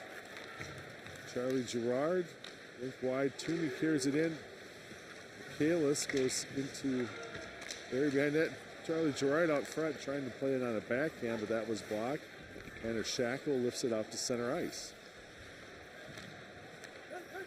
Hookinson, lead pass for Charlie Gerard that went off a skate and stays on the blue line, now into the zone. Bouncing puck. Played in on net and another easy save for Dryden McKay with 17 seconds left here in the second. This period's starting to turn out, or this game turning out pretty much the way we expected it to go, which was a couple in the first, couple in the second. You assume they'll maybe get a couple more in the third and head into tomorrow night with 3 well-earned points. Charlie Gerard come up. Your interview with Coach Curley and highlights and stats, out-of-town scores and more, all during the second intermission. Game, as you mentioned, kind of being played like we thought, like last year. These two teams met first weekend in December last year, and the Mavericks in that sweep was 4-1 and 6-0. As they got 6 points away from the Seawolves. And as it's swept down by Walker Dewar, that'll bring us to the end of period number 2, and the Mavericks with, again, 2 more goals here in the second. Charlie Gerard, his 7th, along with Nathan Smith, his 3rd, and the Mavericks up 4-0 over the Seawolves after 2 periods of play. We will take a break, get into the second intermission again. When we come back from the commercial, we'll have a chance to hear from Maverick goal scorer Charlie Gerard.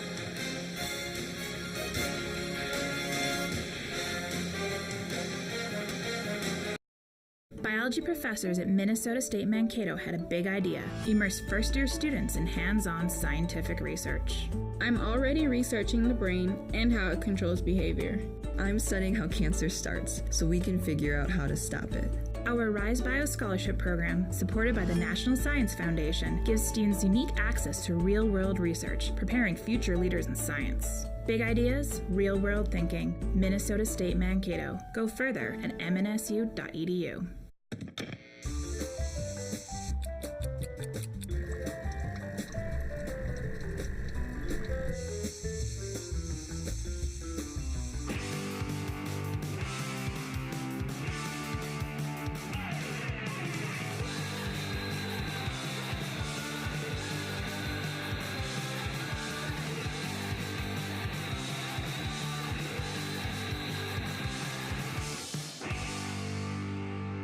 I'm Larissa Schulich, a Minnesota State Mankato student, and I have a big idea. I want to be among the few women who have a cockpit view of the world. My dad has his pilot's license. He inspired me to put in the hard work necessary to fly commercial planes. Now, with the guidance of my professors and thousands of hours of expert training, my big idea is becoming a reality, one flight at a time. Big ideas, real world thinking. Minnesota State Mankato. Go further at mnsu.edu.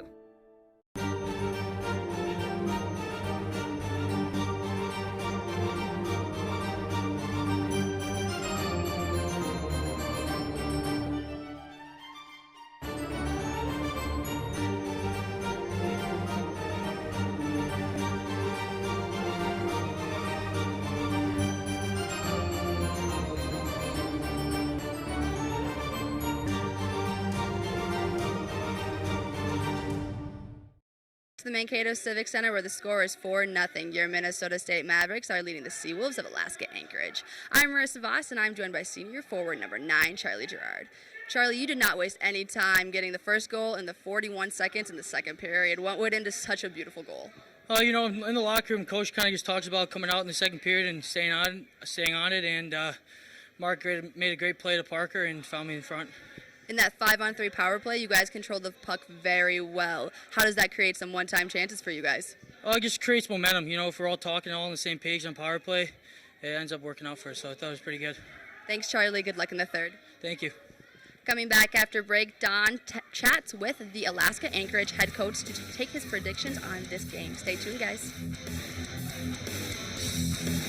I'm Minnesota State Mankato graduate Darren Cotter, and I had a big idea. Use my technology skills and passion for entrepreneurship to build a successful internet marketing company. When I was a student in Mankato, I started Inbox Dollars in my dorm room, and today it's grown into a thriving business. Now I can use my expertise to mentor and invest in other Minnesota tech companies, helping them turn their big ideas into fast-growing businesses.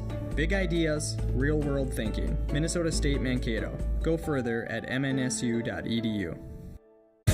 Home Free live in concert. All vocal country band Home Free bring their dive bar Christmas tour to Mankato, Sunday, December 22nd. Home Free and their 5 amazing voices captured the world as they mixed Nashville standards with country-dipped pop hits. Home Free live December 22nd at the Mankato Civic Center. Tickets are available now at Ticketmaster.com.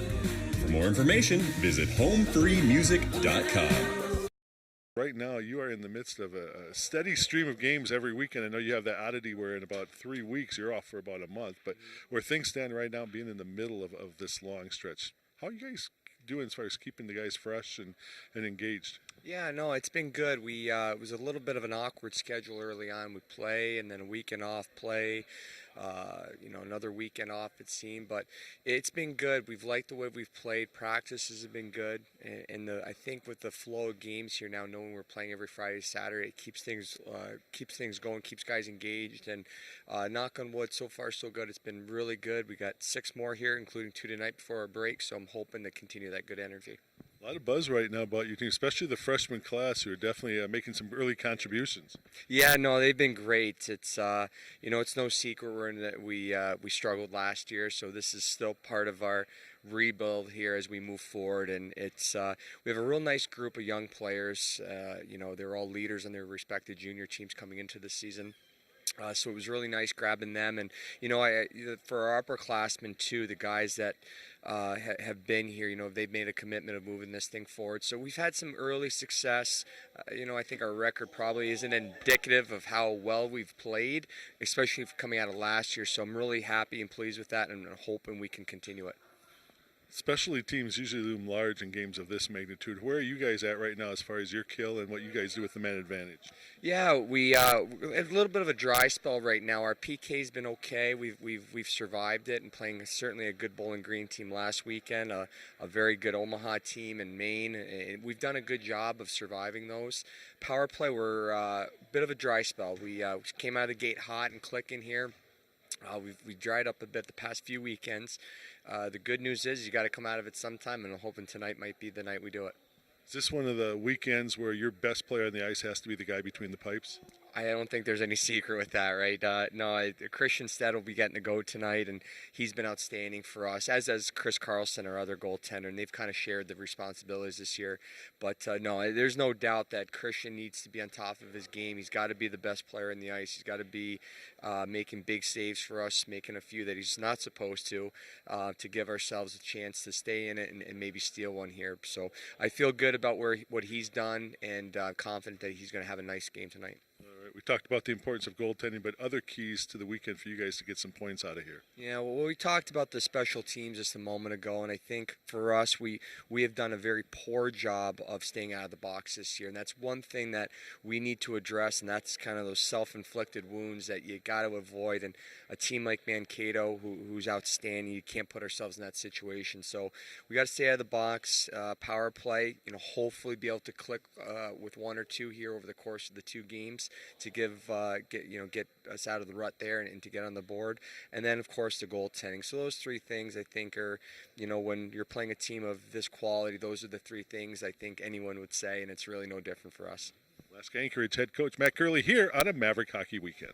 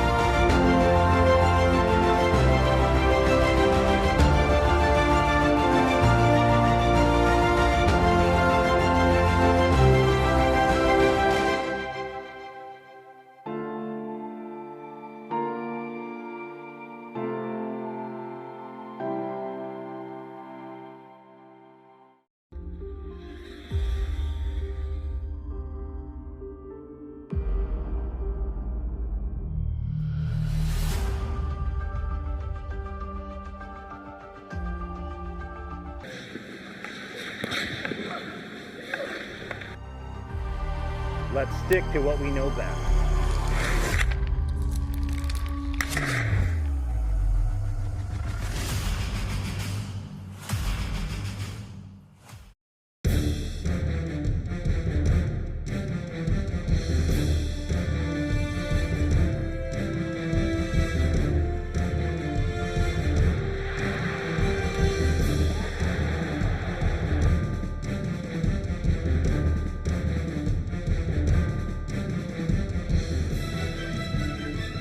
It's time to get hooked.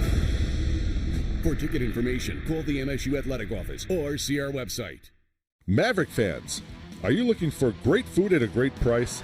Head on up to Weggy's on campus, located in the University Campus Square, right across from the Taylor Center at MSU. Weggy's just added a full-service bar and added 4 large-screen TVs for you sports lovers that like to belly up and have a beverage while you watch your favorite games on TV. For breakfast, lunch, dinner, or drinks, Weggy's is the place to be. Try the hashtag hash browns with your eggs. I hear those hash browns are hashtag the best. Home Free live in concert.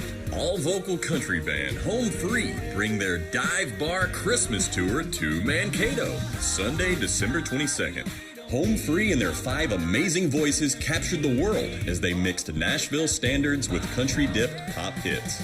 Home Free live December 22nd at the Mankato Civic Center. Tickets are available now at Ticketmaster.com. For more information, visit homefreemusic.com.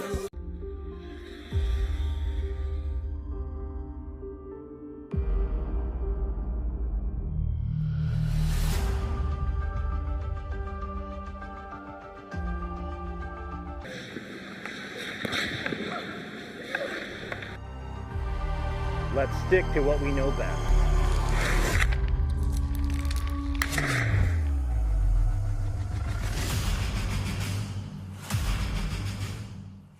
Biology professors at Minnesota State Mankato had a big idea: immerse first-year students in hands-on scientific research.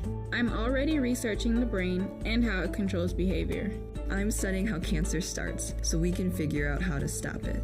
Our Rise Bio Scholarship Program, supported by the National Science Foundation, gives students unique access to real-world research, preparing future leaders in science. Big ideas, real-world thinking. Minnesota State Mankato. Go further at mnsu.edu. I'm Larissa Schulich, a Minnesota State Mankato student, and I have a big idea. I want to be among the few women who have a cockpit view of the world. My dad has his pilot's license. He inspired me to put in the hard work necessary to fly commercial planes. Now, with the guidance of my professors and thousands of hours of expert training, my big idea is becoming a reality, one flight at a time. Big ideas, real world thinking. Minnesota State Mankato. Go further at mnsu.edu.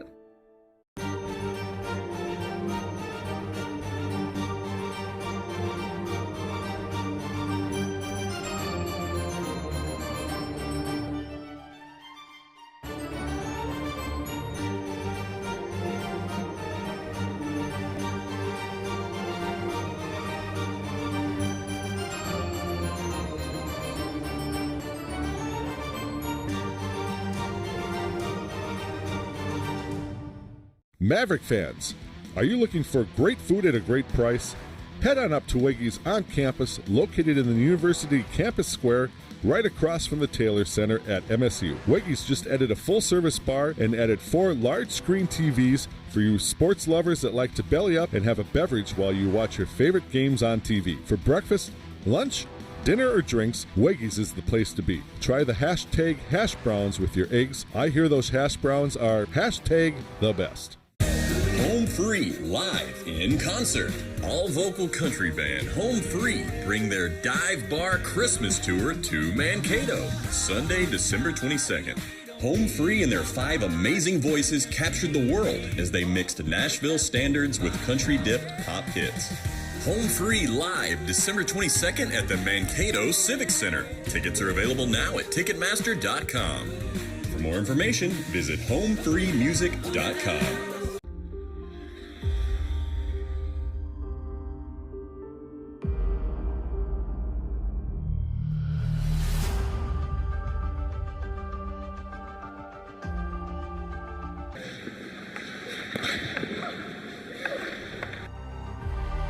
Let's stick to what we know best.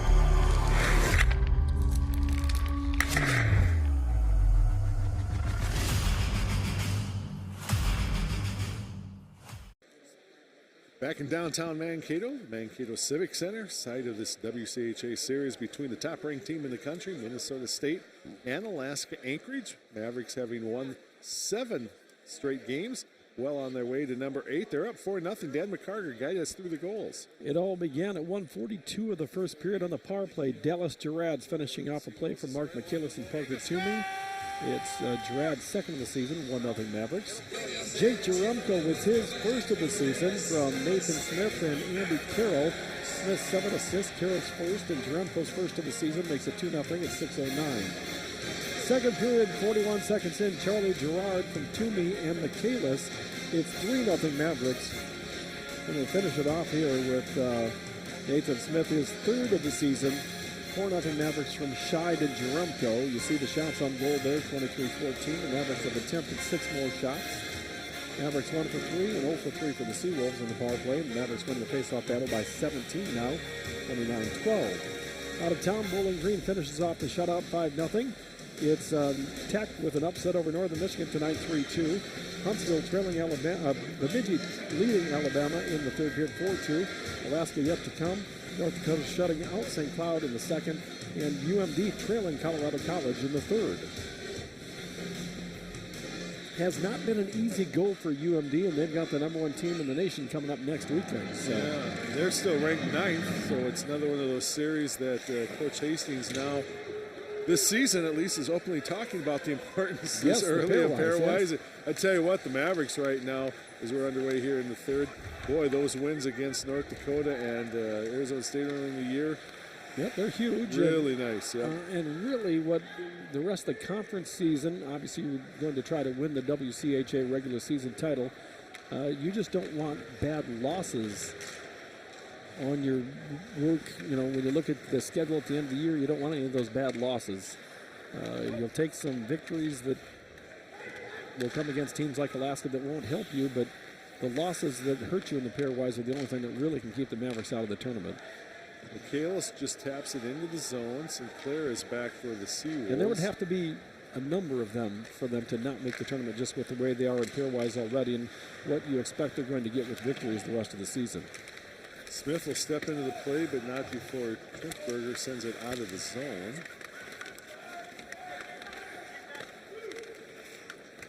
Play back into the corner. Zach Masson with Jerumko on him. Lutz steps into the play as well, far side. David Trinkberger steers it away from Smith. Sure, Mike Hastings in the second intermission just said, let's stay out of the box here for the third period. Run 4 lines up and down and get to Saturday night. Sinclair is into his own bench with a clearing attempt. So that face-off will stay in the Seawolves defensive zone. One would think that while Christian Stead in the nets tonight, we will see Chris Carlson tomorrow night. It's kind of been a little bit of a rotation. That's what we heard the early plan was. And Christian Stead has been fine tonight. I mean, 4 goals on 15 shots does not sound good, but I don't know what he could have done on most of them. Exactly. I mean, Dryden McKay made a ridiculous save earlier, and that's probably what it would have taken to make it a 3-0 instead of 4-0 lead. And you can't expect him to save all 4 of them. It doesn't look big now, but at the time, that was huge. It was a huge save because it would have made it 3-1. And of course, as often will happen in sports, as soon as you defensively make a big play, your team comes back and in quick fashion will quickly score a goal and really turn it into a 2-goal swing as Spooner's shot there held on by Stead. It probably wasn't a minute later that the Mavericks made it 4-0 after that save. Tomorrow night, if you are coming down to the game, and we would love to see you in the game, please stop by, say hi, but don't forget your teddy bears. That's right. It's the annual teddy bear toss, appropriately timed right before the holiday season. A new teddy bear in a bag would be perfect. Awesome. Michaelis. Leave your favorite teddy bear at home. Of course. Toomey right off the draw. Score! Oh, man. That's a snipe right there. Holy cow. He got open out front. Stead never moved until it was past him. Hey, look at the replay here. And Stead's going, you got to be kidding. Off the face-off. Toomey just drifted towards center of the ice. And rips one off. That's in the back of the net so quickly. 157. Kalis with the draw. Just, good luck if you're a goaltender trying to save that one. It's going to be an icing call. Toomey with the goal, his 4th of the year, his 3rd point tonight. And Michaelis picks up his 3rd point of the night with an assist. Michaelis drew the puck between his legs right back to Toomey, and he was at the top of the circle and just snapped it off with a left-handed shot, and it was in the net. And Stead, as you mentioned, he barely moved. It was just so quick. Michaelis now with 3 points, just one behind Travis Morin for the all-time. Mavericks going to the box for a trip. Division they're going to call a slash. Okay. Division I scoring leader Travis Morin again, 133. So Michaelis with 132. And now Parker Toomey, 1 point behind Tim Wolf for 13th place. Gerard's to the box with the slash. I thought they were calling the triple on the wall there, but Gerard's with the slash instead.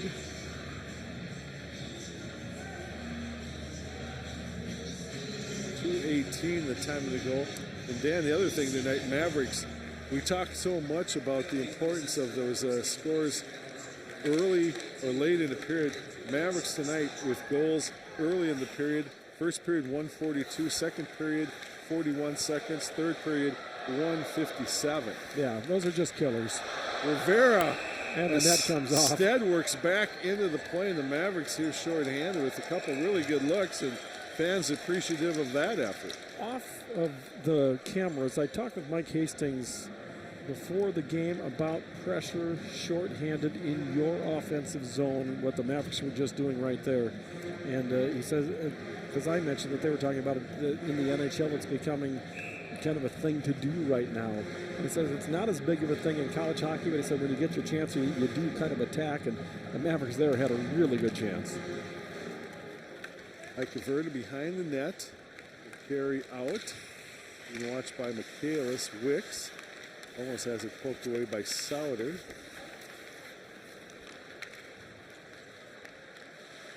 Into the zone, the Seawolves come.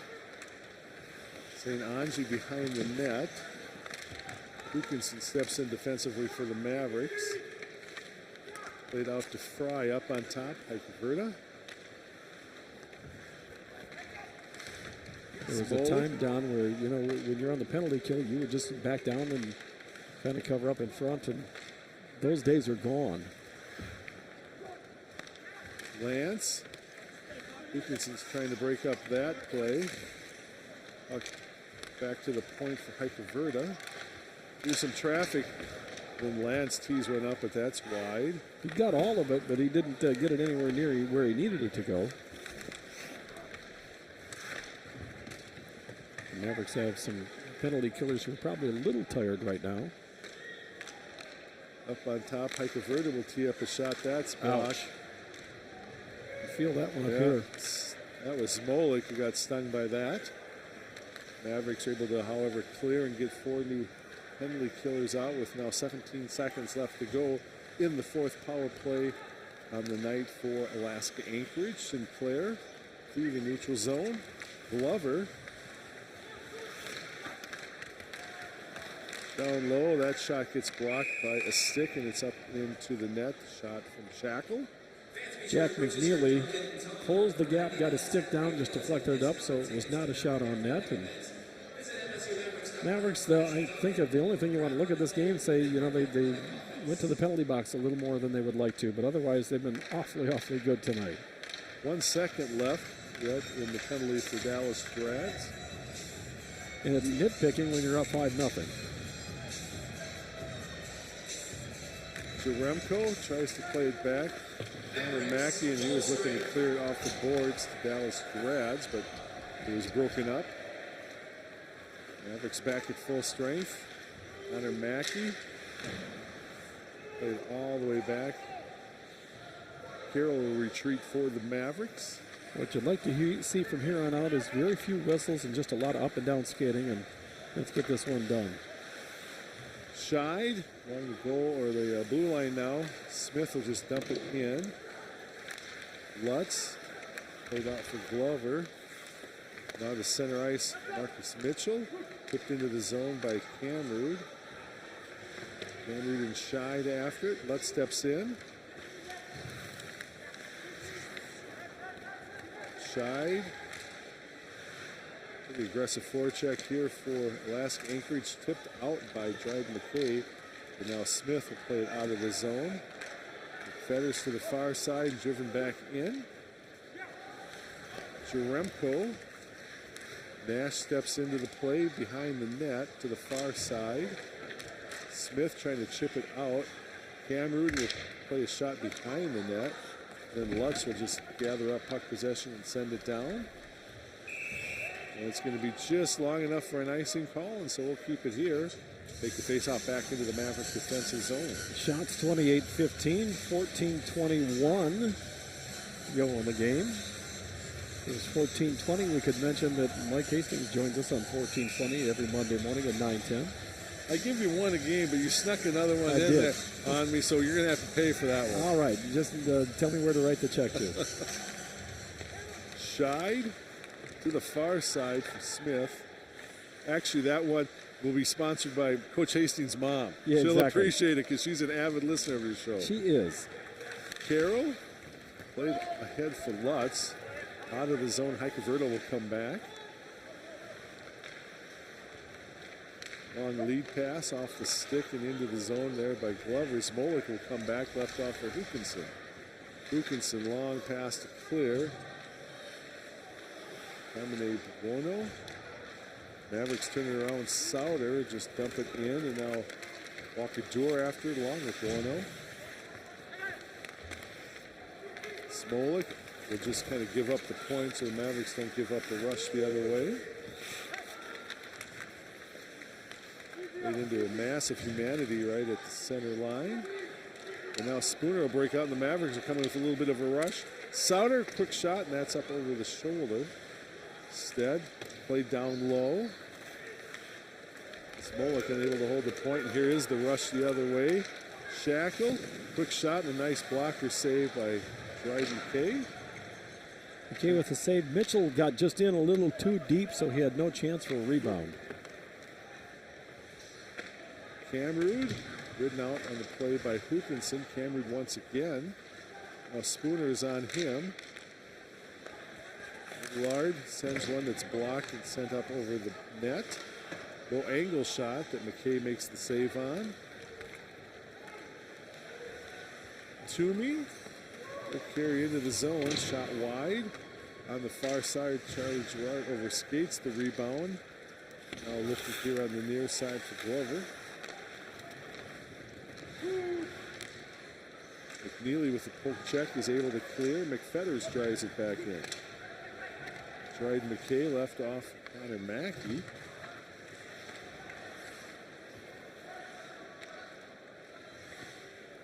This is kind of the pace and speed that you expect in a 5-0 game in the third period. Chipped in off the stick of Toomey. Heikerverta gets it away from Michaelis. McNeely in on the forecheck, trying to create the turnover. Michaelis digging at it as well now with Rivera. Rivera trying to bring it out in front of the net, almost does. Connor Mackey.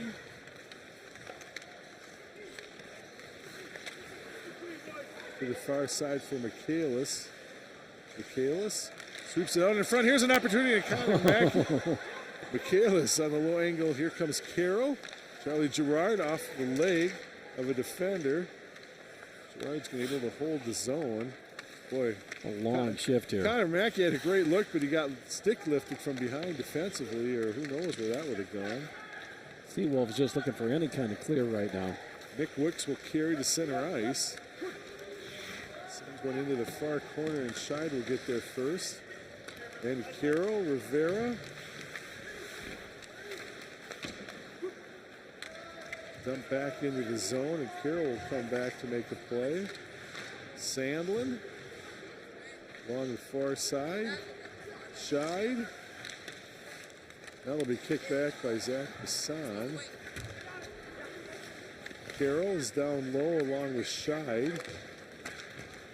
Along the board. Talking about long shifts down. Last night in the Minnesota Wild game, 3-2 final against the Abs. A number of the Abs players played the final 2:55 as they pulled their goalie, and they kept their best players out there for almost 3 minutes. Wow. Which you hardly ever see. Dallas-Gerads is back, spins away from a couple checks. So bring it out in front. Trying to feed Lutz as well, but it's broken up. Sent into the zone by Shackle. Dallas-Gerads is back. Left off for Hookinson. Jake Jeremko into the zone. Left off now for Hookinson. Right along the goal line has it blocked. Dallas-Gerads down low. Hookinson trying to gather up puck possessions, but it's cleared. Hookinson for Lutz. Time continuing to roll off the clock. Everybody's fine with that. Nolan Nicholas will lift it into the Maverick zone where Hookinson comes back. I think both coaches are fine with this. Dallas-Gerads. Just keep running lines out there and keep the clock moving. Mavericks will go off on the line change. Smith gets there first. Thought about sweeping it out in front to Spooner. Now back for Connor Mackey. Down low. Oh, and it's stuck through some traffic, and Christian Stead makes the save with 9:16 left to go on a Maverick hockey weekend.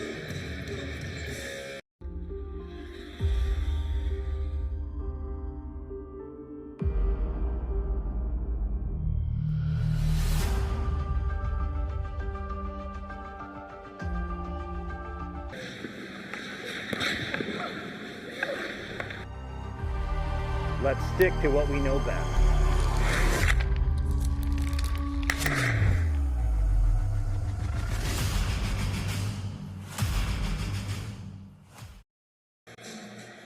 So far tonight, perfect on the 16 shots that he's seen. Dryden McKay, two-time goaltender of the week in the WCHA. We talked about it earlier tonight where his numbers are nationally 1.32 goals against, second in NCAA, fourth in the nation as far as save percentage at 9. Oh, it was right there. 0.6. Money falling from the sky. I could have grabbed that one. Would you have given it back into the crowd? Oh, yeah. Really? I let it go. Oh, it's a $100 bill. If I would have realized it was a $100 bill, I wouldn't have let it go. Oh, wait, it's a 2. Makes you want to come to tomorrow night's game. Darn right. Yeah. Draw goes right between Connor Mackey and McNeely, so they have to come all the way back in their own zone. Spooner, the turnover there and giving up a shot opportunity. And we're due another TV timeout. We'll take it right now with the 5-0 Maverick lead. Maverick fans, are you looking for great food at a great price?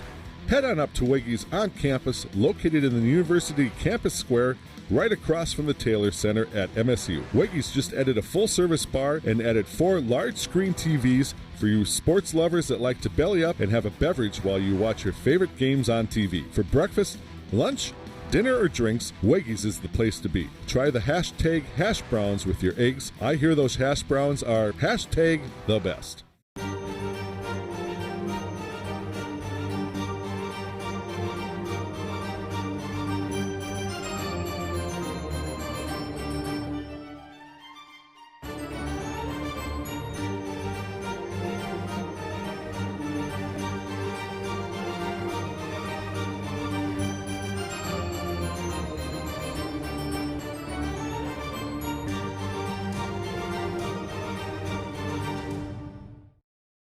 Couple of quick TV timeouts catch us up. Keeps the business office very happy. Trafficking is very happy. We just had a winner on the Ide Bailey 10 Key Challenge. The calculator math question. I don't think that's ever happened here. It's pretty rare if it has. I know that. They used to use almost 4- and 5-digit numbers, and it was pretty difficult there. The numbers have been simplified, but still. I think I don't remember there being a winner before. McNeely, Souter trying to chip it out of the zone. Nash steps into the play. Loose puck. McNeely not able to catch up in time before Riley St. Ange holds for a second. Now the Mavericks clear Souter. Sauter drags one back to maintain puck possession. Connor Mackey. Pretty nice. In the slot. Connor Mackey.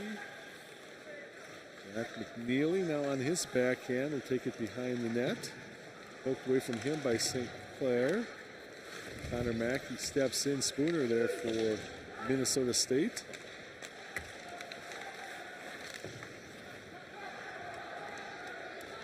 Carmine Buono clears one out for Nash, center ice. St. Ange dumps it into the zone. Smolik will come back to play it for the Mavericks. We're down to 8 minutes remaining here in the contest. Smolik left off for Michaelis. Michaelis trying to feed one along the blue line to Shy, but it's broken up. Sauter just sweeps it into the zone. Well, Matt Curley's got to be happy. His team has stayed out of the box for the most part tonight, but they took that early penalty that the Mavericks scored on to give them a 1-0 deficit, and that's the thing that they just couldn't afford to do. But otherwise, you know, one of the things they wanted to do was not take so many penalties, and they haven't really taken very many tonight. Michaelis out in front. Charlie Gerard on his backhand. Left it off to Carroll, far side. Michaelis saw Gerard camped out here on the near side. Tried to get a pass over and fanned on it. Andy Carroll left off now for Scheid. Head for Park Toomey. To the far side, Carroll's after it. Heike Verda will catch up to it first, however. Zach Masson left off for Glover, who takes it into the zone. Hookinson is back for the Mavericks. Sandlin sidesteps the check, still in the zone, however, for the Seawolves. A couple of players overskate the play. Here comes Heike Verda down low, and Dryden McKay comes out to cut down most of the angle on that play, and we're back the other way, Rivera and Trickberger. Kind of looked at 5-hole there and ended up lifting up a little bit, but Dryden McKay did a nice job. He mentioned he really didn't give him anything to shoot at. I'm sure Mike Hastings would be fine with them not having any more opportunities like that. Chance for Rivera, tries to sweep it out in front. Score! That one kind of dribbled through. That was simply not a good play for the Seawolves as they were playing around with it too much back behind their own goal, and Rivera steps in with a long reach and backhands one past Christian Stead, and now 6-0, and give credit to Rivera on the play, but really a poor decision here by the Seawolves deep in their own zone. Yeah, I didn't expect that one to go in, but it did. Rivera makes it 6-0. Rivera's first goal of the season should go in unassisted at 13:44. Nick Rivera, 13:44. You mentioned his first. 2 in the first, 2 in the second, now 2 in the third. Hookinson off the face-off, sends it into the zone. Played out of the zone past Connor Mackey. Hookinson will come back. Out in front, there's a shot, and it's broken up as the Mavericks get sloppy in their own end as well. And disappointing there because you're hoping that for with 6 minutes left, Dryden McKay could get another shutout here, but Seawolves score to make it a 6-1 game. Braden Cramrud, his second of the season, his 5th point. At 14:03. I mentioned the Mavericks got sloppy, and he just finished right out in front. And that one's going to be whistled down offside. Well, Dryden McKay had a pretty easy night up until then, but he had no chance whatsoever on that play. Wicks gets the single assist on the play to become the first Seawolf this year with double digits in points. He's now got 10 on 3 goals and 7 assists.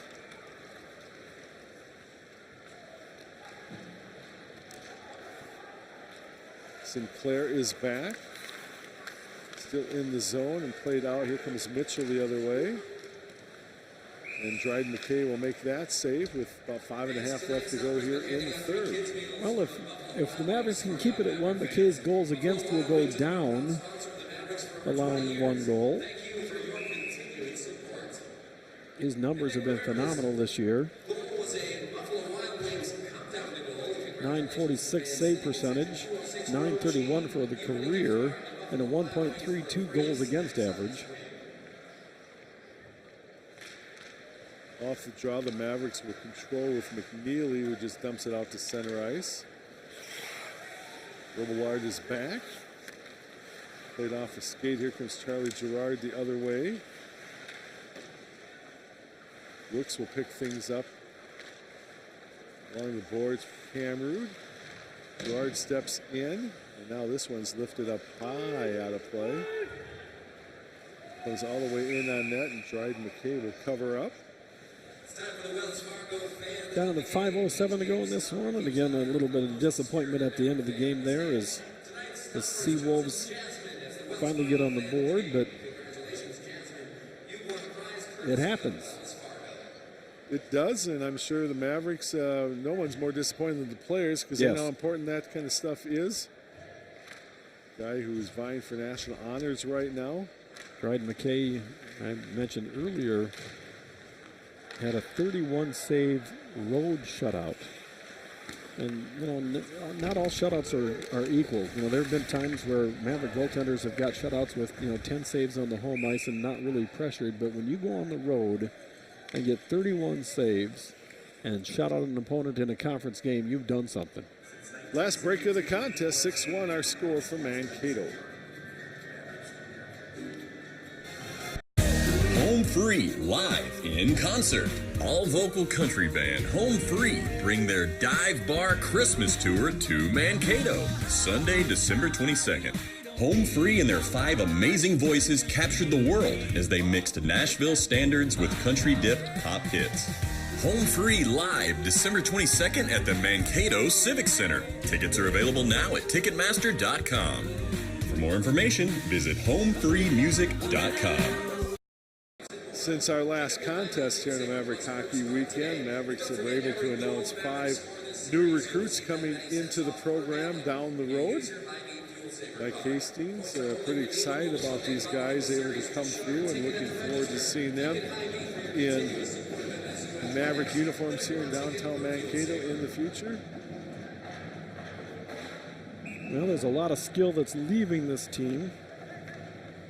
So you need to replenish that, and they've got 5 real solid players.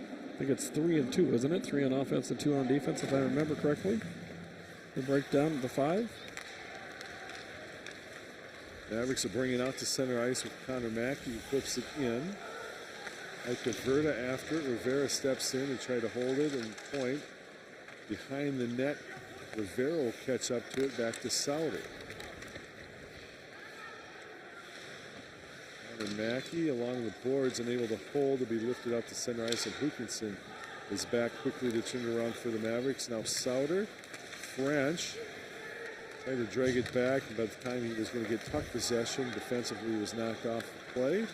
Long lead pass for Zach Masson, who dumps it into the zone. St. Ange is back along with Scheid. Riley St. Ange trying to find a way to rid himself of Scheid. Now Carroll steps in for the Mavericks along with Nash.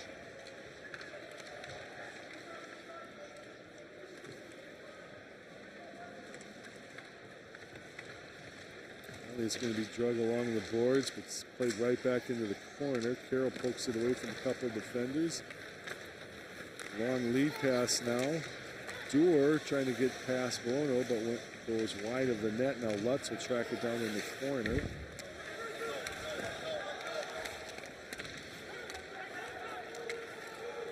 Bono will pick things up for the Seawolves, but Spooner gets a stick in, break up that play. DeGraff will carry out for the Seawolves. Lifted from him, but carried into the zone. Played in on net, and McKay will make another save with 3:07 left to go. Fans, many of them have already left the building. I invite everybody to stick around, though, for the 3 stars of the game afterwards. I'll talk with Mike Hastings on the post-game show about a real nice victory tonight. 3 more points, 4,037 fans in attendance for tonight's game. including my mom, who made a visit downtown tonight. Caroline. Okay, well, that was Carol with the play. Nicely done. Had a birthday recently, correct? Yes, she did, on Tuesday. Dallas Gerads at center ice. Hookinson's also there to help out in front of the Maverick bench. Owen Nicholas. Gerads also digging for it, and we're going to get another whistle. Referees just want to make sure nothing happens late in the game. Puck was frozen along the wall, and it probably pretty easily could have been picked out, but you end up with some pushing and shoving. Maybe things get out of hand, so they just go ahead and blow the whistle. We'll face it off in front of the Maverick bench with 2:36 to go. Smith will step in for the draw. He's actually got numbers that are top 10 in the country, 6 overall, and I think 2nd in the country as far as rookies on face-off win percentages. Smith into the zone between the circles. Quick shot. That one goes just wide. Hookinson played behind the net. Carroll thought about pinching up there, but with a 6-1 lead, he just did the smart thing and went back to the blue line and covered up from there. Sent wide by Wicks. Carroll's back to clean it up before it gets on net. He's the lone man out to center ice, and he just dumps it in as the Mavericks will send Smith in on a single forecheck, completing a line change late in the contest. Hopewood B will play the next 2 minutes without a whistle here and call it a night. Sinclair with a shot that goes up high all the way to the point. Here come the Mavericks 2-on-1 with French and Lutz.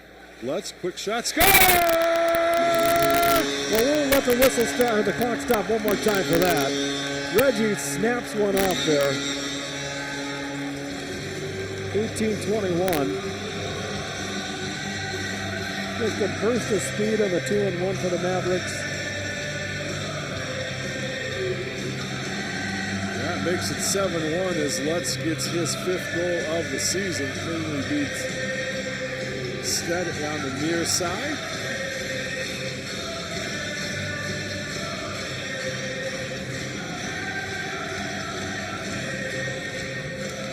Mavericks now on top 7-1. Their biggest goal outburst of the year. They had been at 5 a couple times this year, but again, 7-1 lead as Dallas Gerads behind the net. Left off for Dewar. French and Rivera with the assists. Rivera got a couple points here and a goal and assist in the 3rd. Behind the net, that was Dewar sweeping it out to the top of the crease.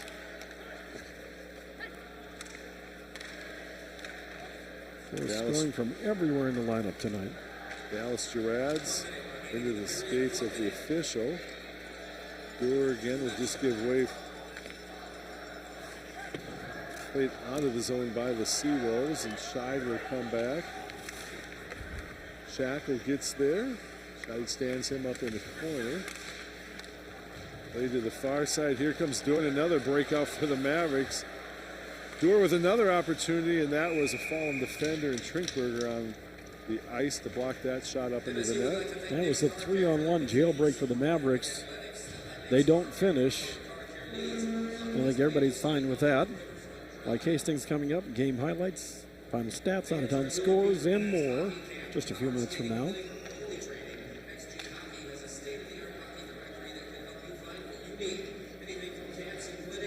.34 seconds left on this draw as the Mavericks in the zone. French will just kind of play along the boards. Rivera overskates the puck. Glover lifted out to center ice past Hookinson.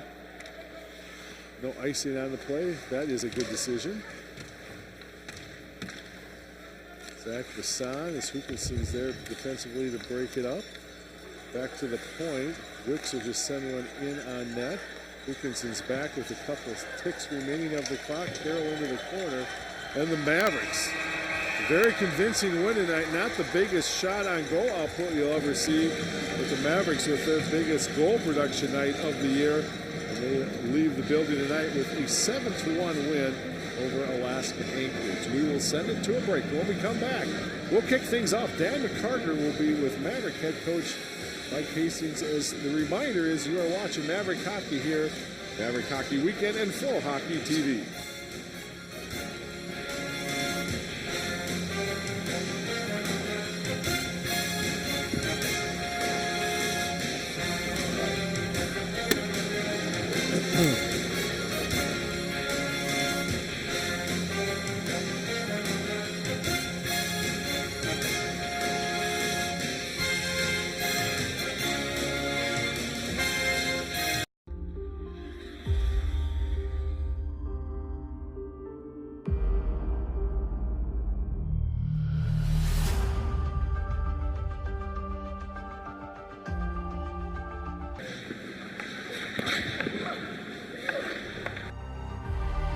Let's stick to what we know best.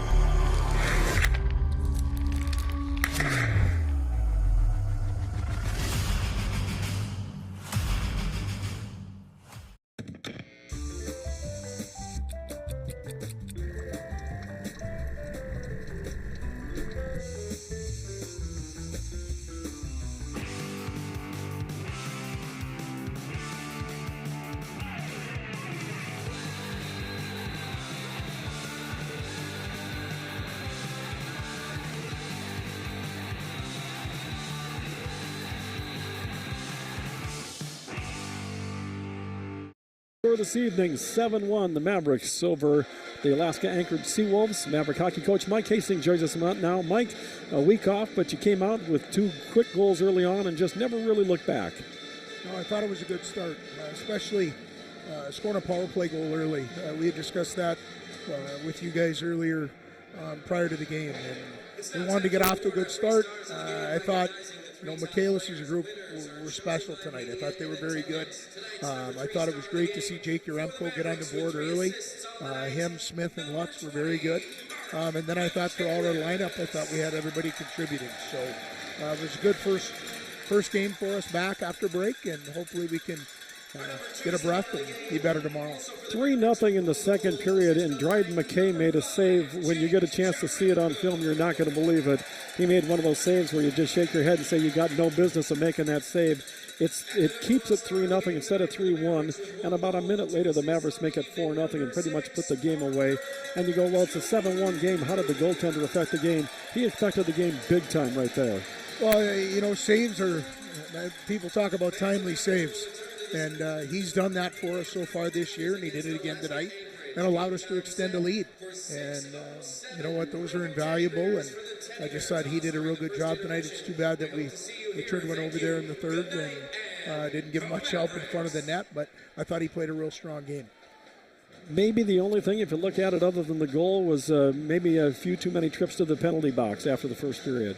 Yeah, I looked at a couple of those in between the second and third period. And you know what? I'm going to back my guys here. I didn't. It happens, right? Yep. They're out there competing, and I didn't think they were undisciplined penalties in any way, shape, or form. So I thought our guys did a good job stepping up and killing those penalties, and that's something that you have to do at that time. Over 4,000 in the building tonight. Hopefully, even a bigger crowd for the 6:07 face-off tomorrow night.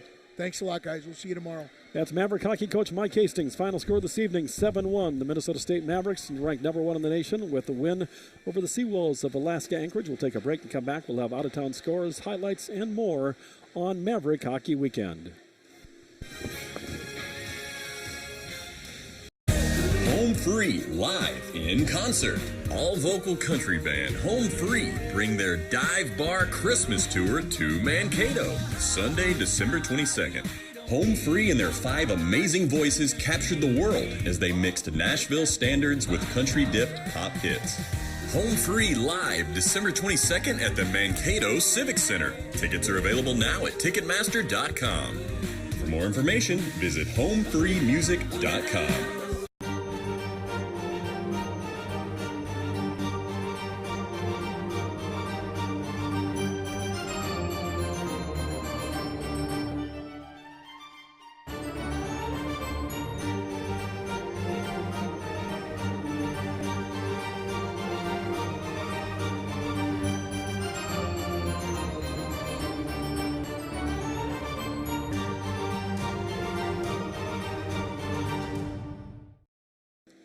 Don Westfall, Dan McCarger, we have a lot to show you. The Mavericks win 7-1. We're told we're going to see all 7 goals. You want to hear those and see those instead of talking to us. So let's just get right into it, Dan. All right. Yeah. We've got a bunch of goals to show you, so let's get started. Sounds good to me. Let's roll things. And again, the Mavericks score really early in the first period of play. They do. Dallas Gerard's his second of the season on the power play at 1:42 makes it 1-0 from Toomey and Michaelis. Right about 5 minutes later, Jake Jeremko, his first of the season from Nathan Smith and Andy Carroll. And it's 2-0 Mavericks after 1. Mavericks make it 3-0 here. An even strength goal from Charlie Gerard, his 7th of the season for Parker Toomey and Mark Michaelis at 41 seconds of the second period. Then in 5:36, it's Nathan Smith, his 3rd of the season from Scheiden Jeremko. It's 4-0 after 2. Parker Toomey off the faceoff from Michaelis at 1:37 makes it 5-0 Mavericks. Nick Rivera steals one from behind the net, 13:44, his first of the season. It's 6-0 Mavericks, and just a few seconds later at 14:03, Braden Cramrud, his second from Wicks, breaks the shutout. And then Reggie Lutz will finish it off for the Mavericks here to make it 7-1 from French and Rivera at 18:21. Reggie Lutz, 5th of the season. 34-20 shots on goal in favor of the Mavericks. 52-43 attempted shots. You see the power plays there. 1 for 3 for the Mavericks. 0 for 4 for the Seawolves tonight. And the Mavericks win the faceoff battle 43-20. Take a look at out-of-town scores. Bowling Green with a shutout over Lake Superior State. Tech upsets Northern Michigan 3-2. Bemidji is up on Alabama Huntsville 5-3 in the third. Alaska and Ferris later on tonight. North Dakota leading St. Cloud 3-2 in the third. And UMD over CC now 3-2 in the third period. And again, the Mavericks take on UMD next weekend. You know, the Mavericks tonight, Daniel, we just saw the statistics. It does not indicate the dominance the Mavericks show tonight. Yeah. Shots on goal, I mean, obviously the Mavericks win that one. But when you look at the quality of shots, and you see the shots like by Lutz, Parker Toomey, there's just not much an opposing goaltender can do with the quality of shots like that and some of those 2-on-1 breaks. You know, they keep track of scoring opportunities. We don't get to see the scoring chances. The scoring chances were very lopsided in favor of the Mavericks tonight. They scored on most of their scoring chances, and the Seawolves scored probably on their only really good scoring chance of the night. Well, no, they actually had 2. They had a heck of a save by Dryden McKay in the second period on the one chance that they had. That could have made it 3-1. Otherwise, they didn't have many scoring chances tonight, and that's what happens when you play this hockey team. You cannot make any mistakes. No. The Mavericks are going to pounce on those. They did tonight. They got going early, scored goals early in each of the 3 periods. And in the end, the Mavericks with a convincing win tonight. Obviously, the score 7-1 would indicate that. And the Mavericks tomorrow night, I would expect to see much of the same. We expect to see a different goaltender in the nets for Anchorage and Carlson, but you just can't make those types of defensive mistakes coughing it up. And early in periods, that's what really killed them. Early in each period, the Mavericks were able to score, and Mike Hastings has talked about that. He said it's momentum for the period, so they really like to come out strong, and I'm sure that they'll do their best, but this is an awfully tough team to beat on this ice. Top-ranked team in the country. They showed why tonight. It was a dominating performance by the Mavericks, and in the end, it is a 7-1 victory for the Mavericks over the Seawolves from Alaska Anchorage. It's Dan McCarger. I'm Don Westfall, and of course the students from Bethany College who brought you this contest tonight. We thank you for watching. We hope you're back with us tomorrow night. 6 o'clock is the pregame show here in the Central Time Zone. 6:07 the face-off from the Mankato Civic Center. Once again, final score tonight, it's Minnesota State 7, Alaska Anchorage 1.